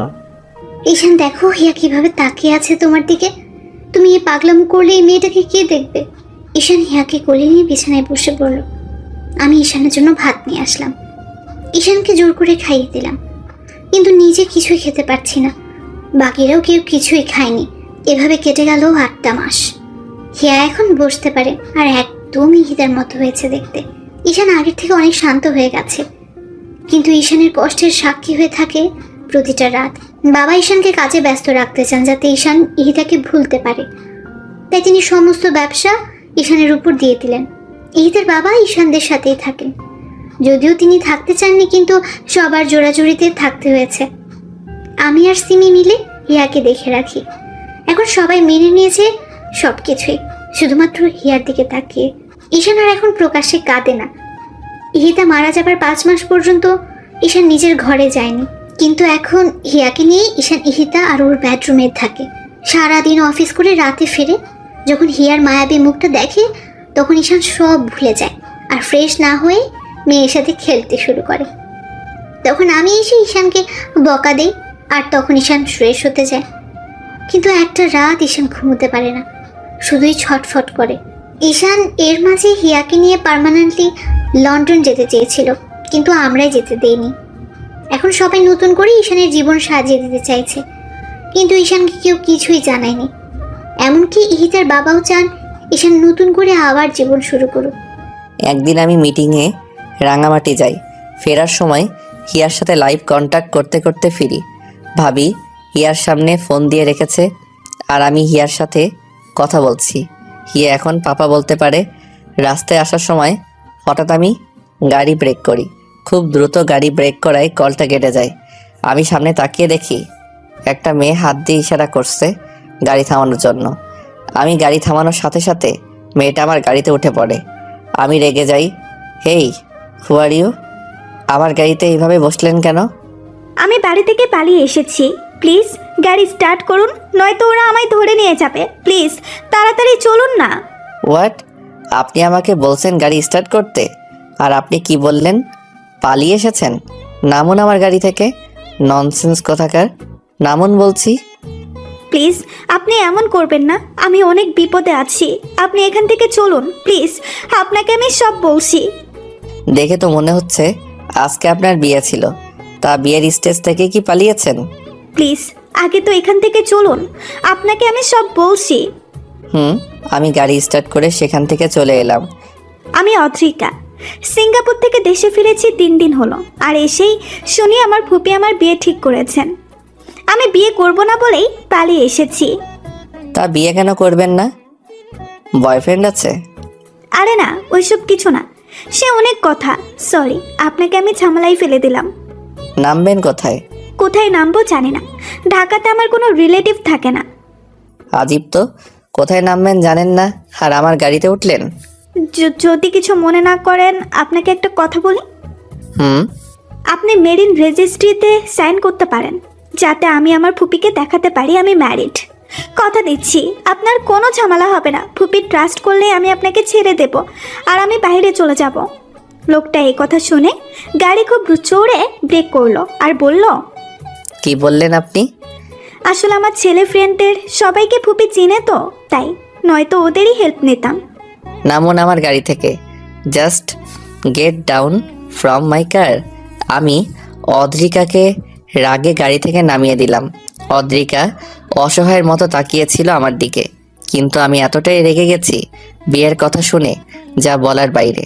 তাই আমি অদ্রিকাকে একা ফেলেই চলে গেলাম। কিছু দূর যাওয়ার পর ভাবি ফোন দেয়। ফোন রিসিভ করে বলো, বৌমণি। আর কতক্ষণ লাগবে আসতে? হিয়া কাঁদছে কিন্তু। ঘন্টাখানেক লাগবে বৌমণি। মেজাজ এত চওড়া কেন? এমনি। বলো কেন? এরপর আমি ভাবিকে সব বললাম। এসব শুনে ভাবি রেগে গেল আমার উপর। কাজটা তুমি ঠিক করলে না ঈশান। ভুল কি করেছি বৌমণি? ওই মেয়ের সাহস হয় কি করে আমার ইহিতার জায়গা চাওয়ার?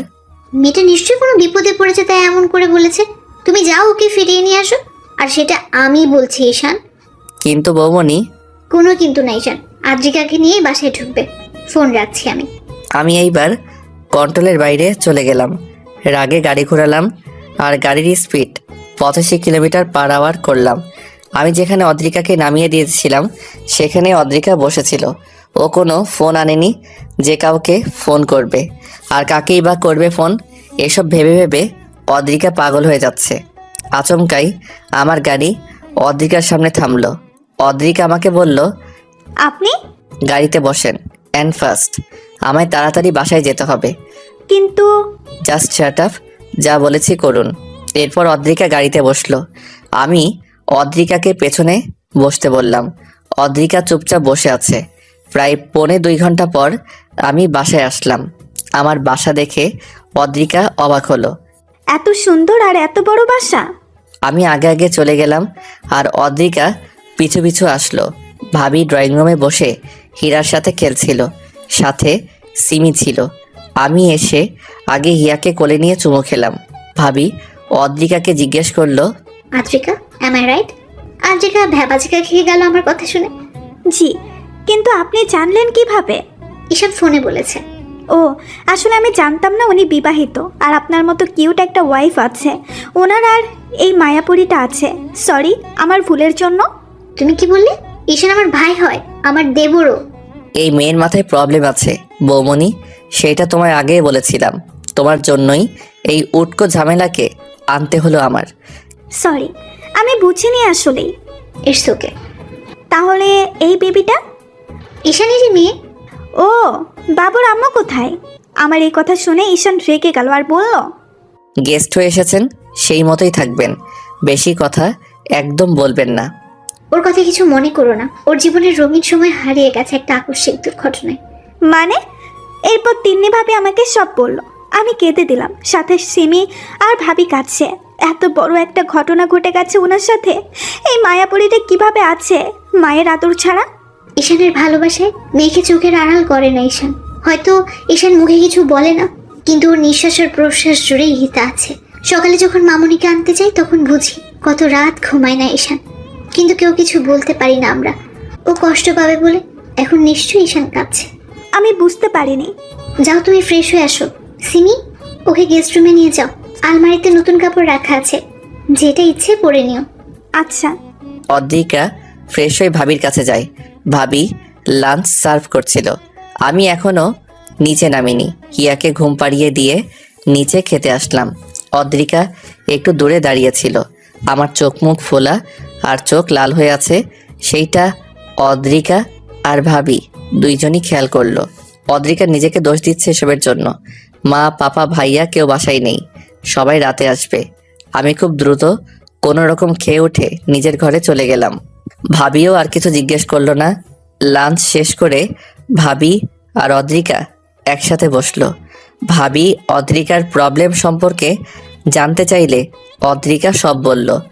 ঘটনাটা ছিল, অদ্রিকার বাবা মা মারা যাওয়ার আগে অদ্রিতাকে সব সম্পত্তি দিয়ে যান, কিন্তু অদ্রিকার ফুপি সেই সম্পত্তি পাওয়ার জন্য ফালতু একটা বেকার ছেলের সাথে অদ্রিকার বিয়ে দিতে চায়, কিন্তু অদ্রিকা সেখান থেকে পালিয়ে আসে।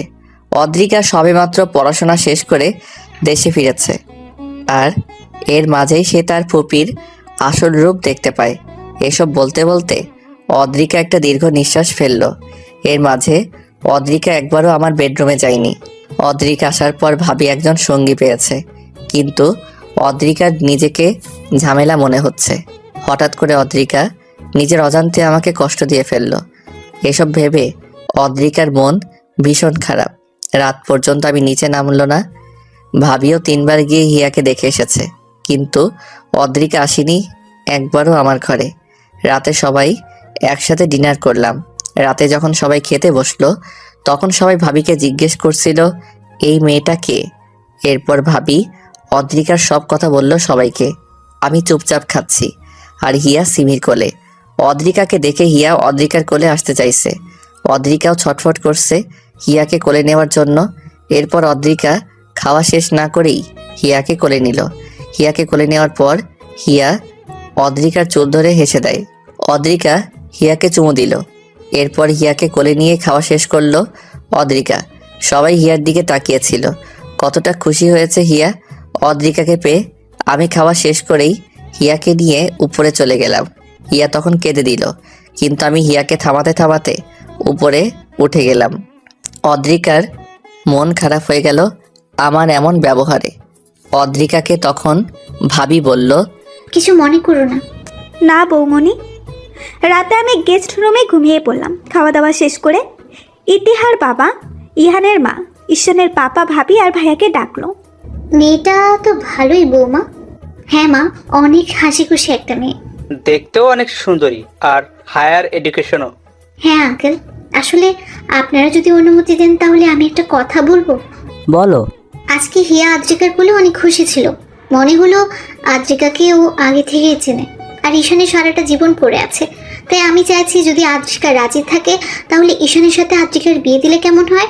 বৌমা, আমরাও এই কথাটাই ভাবছিলাম, ছেলেটার কত একা থাকবে, ওর তো একটা চাওয়া পাওয়া আছে, আর ওর মন থেকে ইহিতার স্মৃতি মুছার জন্য একটা ওয়ে দরকার, আর এইটা হচ্ছে অদ্রিকার মতো ভালো আর রুচিশীল একটা মেয়ের সঙ্গ।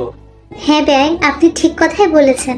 কিন্তু পাপা, ঈশান তো রাজি হবে না, আর ও চাইবে না আবার বিয়ে করতে। জানি আইমান, কিন্তু ওকে তো রাজি করাতে হবে, নয়তো এই ছোট মেয়েটা তো মায়ের আদর থেকে সারা জীবন বঞ্চিত হবে। ঈশানকে বলে দেখবো আমরা কালকে সন্ধ্যায়, বলবো যখন ও বাসায় আসবে। পাপা, আমিও একটু খোঁজ নিই অদ্রিকার, কালকের মধ্যে খোঁজ নিচ্ছি আমি। সেইটাই ভালো। আমি হিয়াকে ঘুম পাড়িয়ে বারান্দায় দাঁড়িয়ে আছি। আমার কিছুতেই ঘুম আসছে না। এই বারান্দায় দাঁড়িয়ে কত মজা করেছে আমি আর ইহিতা, সেসব ভেবেই কাঁদছি। বারবার মনে হয় এই বুঝি ইহিতা ফিরে আসবে আর বলবে আমি এসে গেছি। তো আর কত কাঁদবে। তার 8 মাসের ছোট্ট মেয়েটা মাত্র 7 দিনে পেয়েছে মায়ের আদর। আরও একটা নির্ঘুম রাতের সমাপ্তি হলো আমার। সকালে রেডি হয়ে টেবিলে আসলাম ব্রেকফাস্ট করার জন্য। ওয়ালেটের ঘড়ি নিয়েছো ঈশান? নিশ্চয়ই নাওনি। সরি বৌমনি, ভুলে গেছি, আমি নিয়ে আসছি। দাঁড়াও, তোমায় যেতে হবে না, আমি নিয়ে আসছি। ফাইল নিয়েছো সব?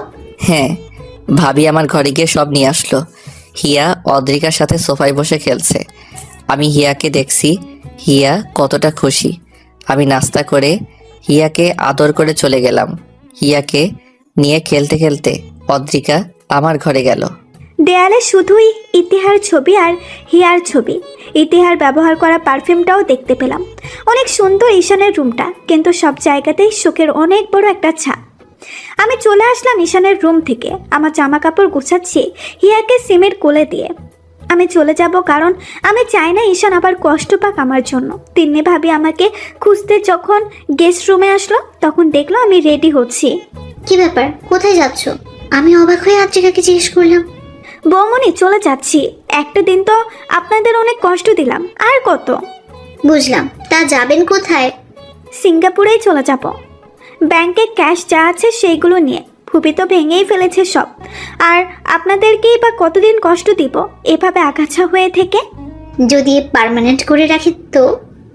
মানে? হিয়ার সবচেয়ে ভালো আম্মু হয়ে দেখাবা, পারবা না? তার মানে? তুমি যদি রাজি থাকো তাহলে আমার ভাইয়ের বউ বানাবো তোমাকে। ঈশানের দায়িত্ব আর মামুনির দায়িত্ব সব নিজের হাতে সামলাতে হবে। আমি ফ্রেশ হয়ে এসে দেখি অদ্রিকা খাটে বসে ঝিমাচ্ছে। আমি শুধু তাকিয়েই রইলাম অদ্রিকা কী করে এটা দেখার আশায়। আমি টাওয়েল সোফার উপর রেখে অদ্রিকার দিকে তাকিয়ে আছি আর হাসছি। অদ্রিকা বসে বসে কিভাবে ঝিমাচ্ছে এইটা দেখে এক পর্যায়ে আমি জোরে হেসে দেই, আর অদ্রিকা চোখ তুলে দেখে আমি হাসছি। অদ্রিকা দাঁড়িয়ে গিয়ে জিজ্ঞেস করে, হাসছেন কেন? মুরগির মতো ঝিমালে তো হাসবই। আমি মুরগি? চোখ রাঙান কেন? হাসেন কেন? তর্ক বাদ দিন, ঘুম পেয়েছে, ঘুমিয়ে যাবেন, কথা শেষ। আপনার মতোই তো, যখন যা মন চাই করি নাকি? ঝগড়া করবেন না তো। লাঞ্চে কি খাবেন বলুন? যা রান্না করে বৌমনি সেটাই। আপনি কি খাবেন সেটা বলুন। বিরিয়ানি হলে ভালো হয়। আচ্ছা, করে দিচ্ছি। তাই নাকি? তো কি মনে হয়, পারি না নাকি? না, অনেক পারেন। ইয়েস। হিয়ার পাশে বসুন। আচ্ছা। অদ্রিকা রান্না করতে গেল, আমি হিয়ার পাশে বসে ফোন টিপছিলাম। লাঞ্চে আমি ঈশানকে ডাকলাম, আর ঈশান খেতে এলো। খাওয়া দাওয়া শেষ করে টিভি দেখতে বসলো ঈশান। প্রায় 2 ঘন্টা টিভি দেখিয়ে ঘুমিয়ে পড়লো। সন্ধ্যায় ঘুম থেকে উঠে ঈশান হিয়ার সাথে খেললো। সারাদিন হেসে খেলেই গেল ঈশানের। রাতে ঘুমানোর সময় আমি ঈশানকে বললাম, খাটে শুবেন ঠিক আছে, কিন্তু হিয়ার উপরে হাত তুলে দেন কেন? ব্যথা পায় না? আমি তো বুঝি নাই, বুঝলে তো আর দিতাম না। আমি মাঝে শুচ্ছি। এই না, আমি গেস্ট রুমে চলে যাই, আপনি হিয়াকে নিয়ে এখানে থাকেন। পা কেটে দিব একদম, এখানেই ঘুমাবেন, আর আমি মাঝেই শুব। একবার না বলেছি না? অদ্রিকা আর কোনো তর্ক না করে লাইট অফ করে আমার পাশে শুয়ে পড়লো। আমার দিকে তাকিয়ে বলল, আপনার স্ত্রী হই না এখন আমি? কেন আমাকে এভাবে দূরে সরিয়ে রাখছেন বলুন তো? কষ্ট হয় না আমার? ঈশান কিছু না বলে কিছু স্পেস রেখে মুখ ঘুরিয়ে শুয়ে পড়ল। আমি ওই হিয়ার দিকে তাকিয়ে শুয়ে পড়লাম। সকালবেলা ঈশান অফিসে চলে গেল। এদিকে সবাই মিলে ঈশানকে সারপ্রাইজ দেওয়ার জন্য গতকালকেই প্ল্যান করে রেখেছে আজ ঈশানের বার্থডে। সবাই মিলে সব রেডি করলো সারা দিন ধরে। আমি রান্না বান্না করলাম, হিয়াকে রেডি করালাম। সন্ধ্যার আগে আগে কেক নিয়ে আসলো ভাইয়া। কেকটাতে ঈশান আর হিয়ার ছবি। অসম্ভব সুন্দরভাবে আয়োজন করলো ভাইয়া আর ভাবি। ঈশানের গাড়ির আওয়াজ শুনে সবাই বাড়ির সব লাইটস অফ করে দিল। হঠাৎই লাইট অফ হয়ে যায়।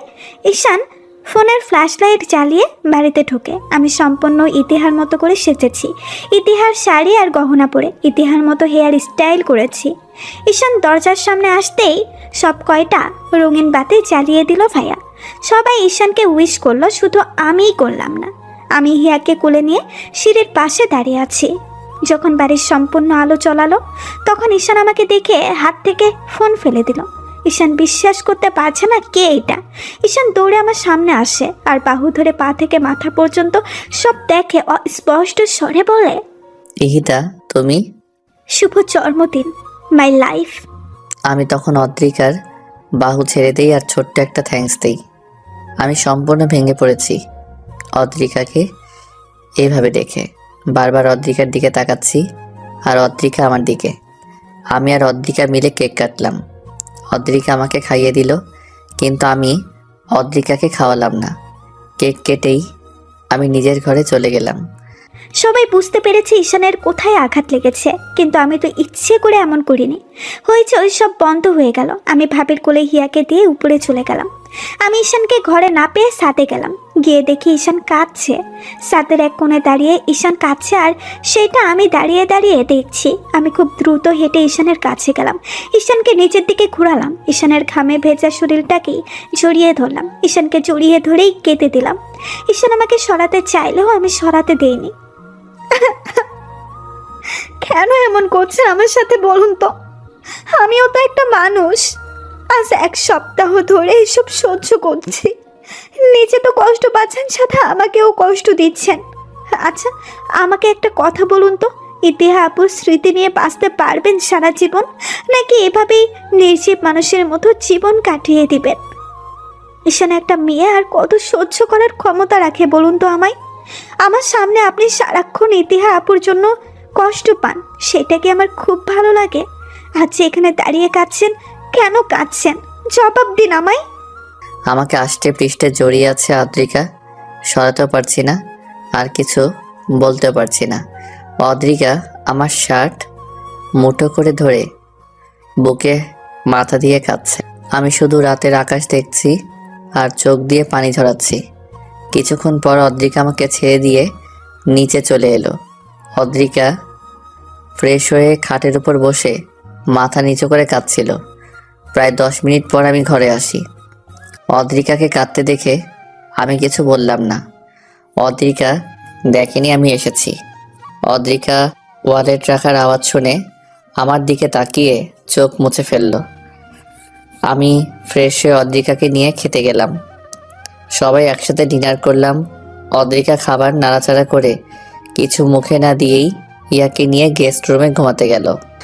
অদ্রিকা যে খায়নি তা আমি খুব ভালোভাবে খেয়াল করলাম, কিন্তু কিছু বললাম না। আমি খেয়ে উঠে গেলাম। ঘরে গিয়ে দেখি অদ্রিকা আর হিয়া ঘরে নেই। গেস্ট রুম লক দেখে বুঝতে পারি অদ্রিকা এভাবেই আছে। দরজা নক করলাম। অদ্রিকা দরজা খুলে দিয়ে ভেতরে চলে আসে। আমি অদ্রিকাকে বললাম, তোমার ঘর এটা নয় অদ্রিকা। অদ্রিকা বিস্ময় নিয়ে আমার দিকে তাকায়। কান্না করার পর চোখ নাক মুখ লাল হয়ে আছে অদ্রিকার। ঈশান কি সত্যি আমাকে তুমি বলল? ঈশান আবার বলল, হিয়াকে কোলে নাও আর ঘরে আসো। আমি আবারও অবাক হয়ে যাই ঈশানের কথা শুনে। এবার ঈশান নিজেই হিয়াকে কোলে নিয়ে আমার হাত ধরে ঘরে নিয়ে যায়। হিয়া ঘুমিয়ে পড়েছে, তাই ঈশান হিয়াকে বাম পাশে খাটে শুয়ে দিল। ঈশান দরজা লক করে দিল। আমাকে খাটে বসে থাকতে দেখে ঈশান আমার হাত ধরে আমার কোলে শুয়ে পড়ল। আমি অবাকের উচ্চ সীমানায় পৌঁছে গেছি ঈশানের এমন ব্যবহার দেখে। ঈশান আমার হাতে চুমু দিল। আমি কেঁপে উঠলাম। ঈশান আমার মাথা নিচু করে আমার ঠোঁটে চুমু দিল। আমি এবার ঈশানকে জিজ্ঞাসা করলাম, আপনি ঠিক আছেন? কি করছেন এসব? আমি অদ্রিকার প্রশ্ন শুনে উঠে বসলাম। মায়াবী দৃষ্টিতে তাকালাম অদ্রিকার দিকে। অদ্রিকার সিল্কি চুলগুলো কানের পেছনে গুজে দিয়ে বললাম, আমি ঠিক আছি, আর সম্পূর্ণ ঠিকই আছি। এতদিন ঠিক ছিলাম না। ইহিতাকে ভালোবাসি 6 বছর ধরে। বিয়ের 1 বছরের মাথায়ও মারা গেল। 6 বছরের অপেক্ষা, আক্ষেপ সব নষ্ট হয়ে গেল আমার, যখন ইহিতা আমার বুকের উপর শুয়ে মারা গেল। এই 8 মাস প্রতিটা সেকেন্ড ইহিতাকে খুঁজেছি আমি। অনেক ভালোবাসি ওকে আমি। ও আমার মনের জায়গাতেই আছে, যে জায়গায় ওর থাকার কথা। কিন্তু এই সত্যির মাঝেও চরম সত্যি হচ্ছে, তোমায় আমি বিয়ে করেছি। হ্যাঁ, সেইটা নিজের ইচ্ছাই করিনি, সেইটা তুমিও ভালো জানো। কিন্তু আমার ইচ্ছা অনিচ্ছায় তো তোমার জীবনটা এলোমেলো হয়ে যাচ্ছে। ইহিতা আজ নেই, কিন্তু ওর স্মৃতি তো থাকবে আমার কাছে সারা জীবন। তোমায় বিয়ে করেছি কষ্ট দেওয়ার জন্যে নয়, কিন্তু সেই কষ্টটাই তুমি পাচ্ছ। তোমায় কষ্ট দেওয়ার কোনো অধিকার নেই আমার। এতদিন তাহলে কোথায় ছিল আপনার এই কথাগুলো? নাকি এতদিন আমি ছিলাম না? ঈশান জীবন কাউকে দ্বিতীয় সুযোগ দেয় না, কিন্তু আপনাকে দিয়েছে। আমাকে কি আপনার যোগ্য মনে হয় না? নাকি আমি ইতিহা আপুর মতো আপনাকে ভালোবাসতে পারি না? ইহিতার মতো করে ভালোবাসা লাগবে না, তুমি তোমার মতো করেই ভালোবাসো। খাচ্ছেন কেন আপনি? না, এমনি। আমি আপনাকে অনেক কষ্ট দিয়ে ফেললাম, তাই না? না, তুমি আমায় কষ্ট দেওয়ার কে বলো তো? স্রষ্টা চান এমনটাই হোক, তাই হয়েছে। ঈশান, আপনি আপনার মতো থাকুন, আর বিরক্ত করব না আপনাকে। আমি জানি আপনি কতটা ভালোবাসেন ইতিহা আপুকে, যার কারণে এসব আপনি মেনে নিতে পারছেন না। সমস্যা নেই, এইভাবেই থাকবো আমি সারা জীবন। শুধু আপনার সাথে থাকতে দিলেই হবে, আর কিচ্ছু লাগবে না। ঘুম পেয়েছে, ঘুমাবো। অদ্রিকা পিছু হাঁটতে নিলে আমি অদ্রিকাকে এক টানে নিজের কাছে নিয়ে আসি। অদ্রিকার মাথা আমার বুকের সাথে বাড়ি খায়, চুলগুলো খুলে গেছে। আমি অদ্রিকাকে বললাম, ইহিত আমার অতীত আর তুমি বর্তমান। মানুষ বর্তমানকে নিয়ে বাঁচতে পারে, অতীতকে নিয়ে নয়। অতীত মানুষকে তিলে তিলে নিঃস্ব করে দেয়। আজ আমার ইহিতা যদি থাকতো তোমার বদলে, তাহলে হয়তো বলতো, ঈশান তুমি ঠিক করছো না। তোমার সুখ দেখতে চেয়েছিলাম আমি, চোখের পানি নয়। ইহিতা আর তোমার মধ্যে তফাৎটা কি জানো? ইহিতা ছিল আমার প্রথম প্রেম, আর তুমি প্রথম বন্ধু। মানুষ কখনোই এই দুইটা জিনিস ভুলতে পারে না। তুমি থাকলেও যেমন আমি ইহিতাকে ভুলতে পারবো না, তেমনি তোমায় ছাড়া সামনে চলতে পারবো না। ইহিতাকে ভুলাও আমার পক্ষে সম্ভব নয়, আর তোমাকে কষ্ট দেওয়াও আমার দ্বারা সম্ভব না। হয়তো তুমি আমার হবে বলেই এত আয়োজন। এত পাগল ছিলেন আপনি ইতিহা আপুর জন্য? থাক, সেই সব বাদ দাও। আর কোনোদিন ইহিতার জিনিসপত্র ধরো না। না, ধরবো না। হিয়াকে সবসময় নিজের মেয়ের মতো আদর করো। কখনো ওকে বুঝতে দিও না যে তুমি ওর মা নও। কি বলেন আপনি? আমি হিয়ার মা না তো কে ওর মা? ঘুম পেয়েছে, ঘুমাবো। যান। তুমি? ঘুমাবো না। ঈশান আমাকে বিছানায় এনে মাঝে শোয়ালো, আর হিয়াকে দেখলো একটু। এরপর ঈশান আমাকে জড়িয়ে ধরে ঘুমিয়ে পড়লো। ঈশানের দিকে তাকিয়ে আছি, আর মনে মনে বলছি, এই ছেলেটাকে আর কোনো দিন কষ্ট দেওয়া যাবে না। জীবনে অনেক কষ্টটাই পেয়েছেও। আর ইতিহার নাম বলবো না আমি ঈশানের সামনে। এরপর আমিও ঘুমিয়ে পড়লাম। সকালে ঘুম থেকে উঠে দেখি ঈশান আর হিয়া দুজনেই ঘুমাচ্ছে। আমি উঠে যাই, ফ্রেশ হয়ে ঈশানের জন্য খাবার রেডি করলাম। আমি আজ আদ্রিকার মুখে অন্যরকম খুশির ঝলক দেখতে পাচ্ছি। রান্নাঘরে গিয়ে আদ্রিকাকে জিজ্ঞেস করলাম, ব্যাপার কি? লোভ বাইট নাকি অন্য কিছু? কিছুই না বৌমনি। ঈশান কই? ঘুমান। উঠে নেই? না। দেখে দাও, অফিসে যাবে না? কটা বেজে গেছে? হ্যাঁ বৌমনি, যাচ্ছি। তুমি একটু দেখো এগুলো। আমি রান্নাঘর থেকে বেরিয়ে দেখলাম ঈশান নামছে হিয়াকে কোলে নিয়ে। আমি এগিয়ে গিয়ে হিয়াকে কোলে নিলাম। ঈশানকে জিজ্ঞাসা করলাম, অফিসে যাবেন না? না। কেন? পরে বলবো, জুস দিয়ে যাও। দিচ্ছি। শরীর খারাপ না তো আবার? আরে না, হিয়াকে দিয়ে যাও আমার কাছে। অদ্রিকা আমাকে জুস এনে দিল। আমি পিয়াকে ফোন করে বললাম, আগামী 7 দিন সে অফিসে যাব না। সব যেন ম্যানেজ করে ম্যানেজার আর ও মিলে। অদ্রিকা আমাকে জিজ্ঞেস করলো, 7 দিন যাবেন না কেন? বলবো তো, ব্রেকফাস্ট সার্ভ করো। করছি, আসেন। সবাই মিলে একসাথে ব্রেকফাস্ট খেতে বসলাম। ঈশান খাবার মাঝে সবাইকে বলল, আমি আজ রাতের ফ্লাইটে কক্সবাজার যাচ্ছি অদ্রিকা আর হিয়াকে নিয়ে। সবাই অবাক হয়ে গেল, সাথে অদ্রিকাও। আমরাও ভাবছিলাম তোর বাইরে যাওয়া দরকার, দেশের বাইরে যা। না ভাইয়া, হিয়া বড় হলে বাইরে যাওয়ার প্ল্যান করব। অফিসে তাহলে আমি বসছি, তুই ঘুরে আয়। হুম। ঈশান আমাকে নিয়ে ঘুরতে যাবে এই কথা ভেবেই আমি লাফাচ্ছি। ব্রেকফাস্ট টেবিল থেকে হিয়াকে নিয়ে ঘরে গেলাম। ঈশান খাওয়া শেষ করে ঘরে এলো। ঈশানকে দেখে আমি ঈশানের কাছে এগিয়ে যাই, হিয়াকে কুলে নিয়ে। ঈশানকে জিজ্ঞাসা করলাম, আমরা কি সত্যি আউটিংয়ে যাচ্ছি? হুম।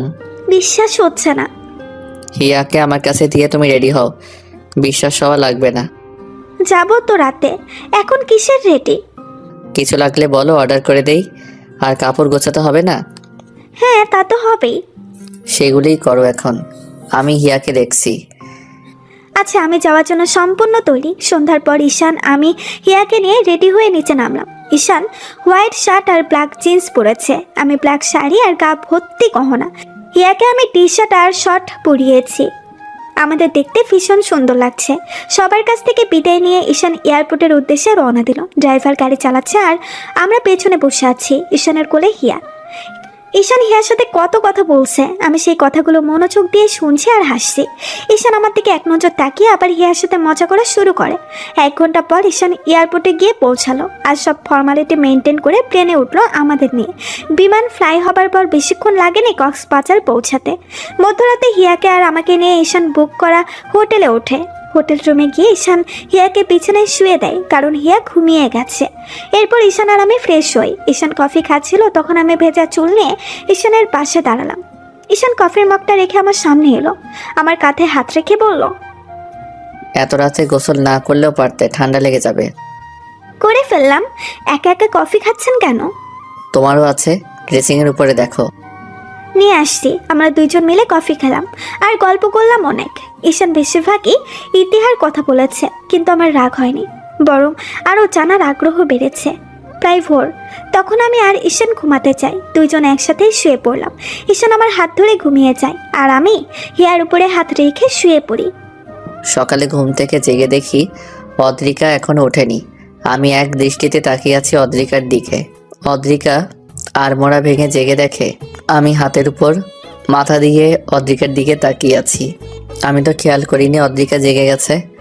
অদ্রিকা আমার নাকের মাথা ধরে খুব জোরে একটা টান দেয় আর উঠে যায়। আমি নাক আঙ্গুলে ধরে বসে থাকি। অদ্রিকা ফ্রেশ হয়ে এসে দেখে আমি ওইভাবেই নাক ধরে বসে আছি। অদ্রিকা আমার সামনে যাওয়ার সাথে সাথেই আমি অদ্রিকাকে টান দিয়ে বিছানায় ফেলে দেই আর অদ্রিকার হাত চেপে ধরি। অদ্রিকা হতভম্ব হয়ে যায়। আমি অদ্রিকার নাকের উপর নাক রেখে বললাম, আমার নাক ধরে টান দিয়েছ, এর শাস্তি কি হতে পারে জানো? যাই হোক, আমি নিতে প্রস্তুত। রাতে দিব, এখন নয়। হিয়া উঠে গেছে, চলো বাইরে থেকে ঘুরে আসি। আগে তো আমি উঠতে দিন, নইলে কিভাবে উঠবো? আচ্ছা উঠো। আমি টি শার্ট আর ট্রাউজার পরে হিয়া আর অদ্রিকাকে নিয়ে বের হই।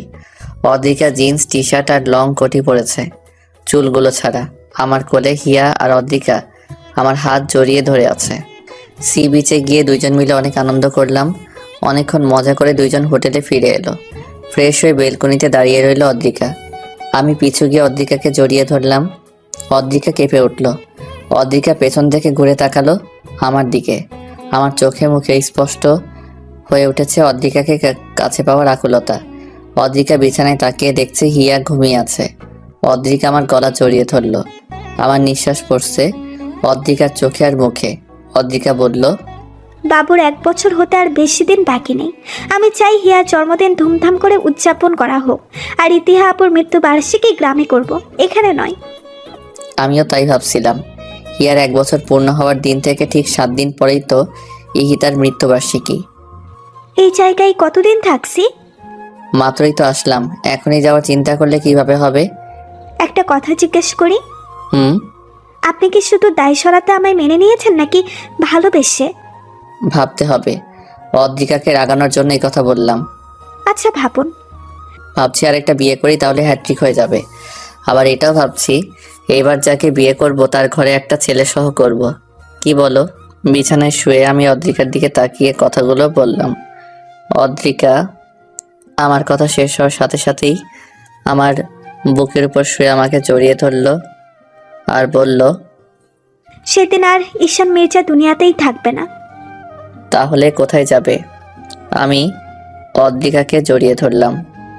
ওপারে আর সাথে অদ্রিকা আর হিয়া। থাপ্পড় মারবো আবার এই কথা বললে। প্রথম ভালোবাসা ধরে রাখতে পারিনি, বাঁধন ছিঁড়ে বেরিয়ে গেছে। শেষ ভালোবাসা আর হারাতে চাই না। ইতিহা আপু, যেই বাঁধন ছিঁড়ে গেছে সেই বাঁধন তো একদিন আমাকেও ছিঁড়তে হবে। অদ্রিকা চুপ। আমিও পরম শান্তিতে ঈশানকে জড়িয়ে ধরলাম। দুজনে হারিয়ে গেলাম ভালোবাসার মায়ার জগতে। আদ্রিকা, ঈশান আর হিয়া 8 দিন কক্সবাজার অনেক আনন্দে কাটিয়েছে। বাসায় ফেরার পর আদ্রিকা আর ঈশানের মধ্যে প্রাপ্তি আর তৃপ্তির একটা সুখ অনুভব করলাম। দুজনকে সুখে দেখে নিজের অজান্তে হেসে দিই আর ওদের জন্য দোয়া করি। এরপর থেকে তার বাবা আদ্রিকাকে নিজের মেয়ে বলে ডাকেন। আইমান আদ্রিকার ফুপ্পির কাছ থেকে আদ্রিকার সমস্ত সম্পত্তির উইল এনে দিয়েছে আদ্রিকাকে। আদ্রিকা সেদিনই সব সম্পত্তি হিয়ার নামে উইল করে দেয় আর পেপার আইমানের কাছে রেখে দেয়। অনেকদিন পর মির্জা পরিবারে আবারও আলো জ্বালালো আদ্রিকা। সবার মুখে এখন একটা তৃপ্তির হাসি। সারা বাড়ি মাথায় করে রাখে আমি, আদ্রিকা আর হিয়া মিলে। 2 মা 1 মেয়ের পিছু ছুটে আর চেঁচামেচি করি। ঈশান আস্তে আস্তে তার মায়া কাটাতে পারছে, কিন্তু কোনোদিন সে তাকে ভুলবে না। আজও তাকে মনে করে রাত জাগে ঈশান, চোখের পানি ফেলে। আদ্রিকা বিছানায় শুয়ে শুয়ে তখন কাঁদে আর ঈশানকে দেখে। সে ঈশানকে বাধা দেয় না। হিয়াও আস্তে আস্তে বড় হচ্ছে। আদ্রিকার অস্তিত্ব জুড়ে শুধু ঈশান আর হিয়া। 6 বছর পর। ওই, আমাকে সুন্দর লাগছে তো, নাকি বুড়ি হয়ে গেছি? অদ্রিকা, এটা কি বললা? তুমি এত তাড়াতাড়ি বুড়ি হয়ে যাবা? তুমি এখন আগের মতো স্মার্ট আছো, আর আমি আনস্মার্ট হয়ে যাচ্ছি দিন দিন। ও মাম্মা, কাম অন, আর কত বলবো এই কথা? আমার ফ্রেন্ডসের মাম্মিরা বলে আদ্রিকা মির্জা অনেক কিউট আর অনেক সুন্দর। আর আজ যখন তোমায় এভাবে সবাই দেখবে তখন কি হবে আমি সেটাই ভাবছি। আচ্ছা মাম্মা, আমি ডোরেমনের গ্যাজেট দিয়ে ভবিষ্যৎ ঘুরে এসে তোমায় বলছি। হিয়া, তুমি আবারও বেশি কথা বলছো। এত কথা কি তোমার ফ্রেন্ডরা বলে? চলো, আমার ফ্রেন্ডসরা নিচে ওয়েট করছে। মামনি পাপাকে কেমন লাগছে? আমার মাম্মা আর পাপা বল বেস্ট। তাতে সুন্দর লাগবে না তো কাজে লাগবে। কিন্তু আমি ভাবছি আমি এত কালো হয়ে গেলাম কি করে। আর এক মুহূর্ত এই মেয়েকে এখানে রাখা যাবে না। এত কথা কেমনে বলতে পারে? আমার কোলে আসো, কেক কাটবে, চলো, লেট হয়ে যাচ্ছে। আমার প্রিন্সেসকে অনেক কিউট লাগছে। ড্রেসটা তো মাম্মা এনে দিয়েছে, তাই মাম্মামের মতোই কিউট লাগছে, বুঝেছো পাপা? কেন, তোমার পাপা কিউট না? বৌমনি, বৌমনি, কিরে কি হলো? নিচে আয়। বৌমনি, এই পাগল দুটাকে সামলাও প্লিজ, নয়তো আমাকে কোথাও রেখে আসো। কেন আবার কি করেছে ওরা? মামনি, আবার কি করেছো তুমি? আজকেও মামামকে রাগিয়ে দিয়েছো? আমি রাগাতে চাইনি তো বড় আব্বু, মাম্মা এমনিতেই রেগে যায় আর বড় আম্মুর হেল্প নিয়ে আমাকে থামানোর জন্য। আমার বুড়িটা দিন দিন পেকে যাচ্ছে। দেখ বড় আব্বু, কি বলো, বুড়ি তো হচ্ছে মাম্মাম। এই কথা বলেই আইমানের কোল থেকে হিয়া নেমে দৌড়ে নানু ভাই আর দাদু ভাইয়ের কাছে চলে যায়। ঈশান সহ সবাই মুখ চেপে হাসছে আর আদ্রিকার মাথায় আগুন। ঈশান হঠাৎ আদ্রিকাকে কোলে তুলে নেয় আর নিচে নিয়ে আসে। আজ হিয়ার 7ম জন্মবার্ষিকী। হিয়ার জন্য আদ্রিকা আর কোনো সন্তান নেয়নি। ঈশান আর হিয়াকে ঘিরেই এখন আদ্রিকার জীবন। ঈশান অফিস থেকে ফেরার পর আদ্রিকা আর হিয়ার মুখ দেখেই সব ভুলে যায়। হিয়া জানে না এই হিতার আমি কেউ তার আসল মা। হিয়া ঈশান আর আদ্রিকাকে সবসময় ওয়ার্ল্ড বেস্ট প্যারেন্টস বলে। আদ্রিকা কেঁদে দেয়, হিয়াকে জড়িয়ে ধরে। তখন কোনো কিছুর অভাব আর অপূর্ণতা নেই ঈশান আর আদ্রিকার সংসারে। তবে ঈশান সবসময় হিতার কবরের পাশে বসে কাঁদে। আদ্রিকা তখন ঈশানকে জড়িয়ে ধরে। এভাবেই আদ্রিকা সবসময় ঈশানকে সাপোর্ট দিয়ে আসছে। ঈশান ওর জীবনে আদ্রিকার ভূমিকা কোনো দিন অস্বীকার করবে না। এখনো ঈশান খোলা রাস্তায় হেডলাইটের আলোতে বসে আদ্রিকাকে নতুন করে যায়, নতুন করে প্রপোজ করে আদ্রিকাকে। তখন আদ্রিকার শাড়ির আঁচল ধরে ঈশানের মায়া ভরা মুখের দিকে তাকিয়ে নিঃশব্দে কেঁদে দেয়। এভাবেই যুগ যুগ ধরে বেঁচে থাকুক ঈশান আর আদ্রিকার অমর আর পবিত্র।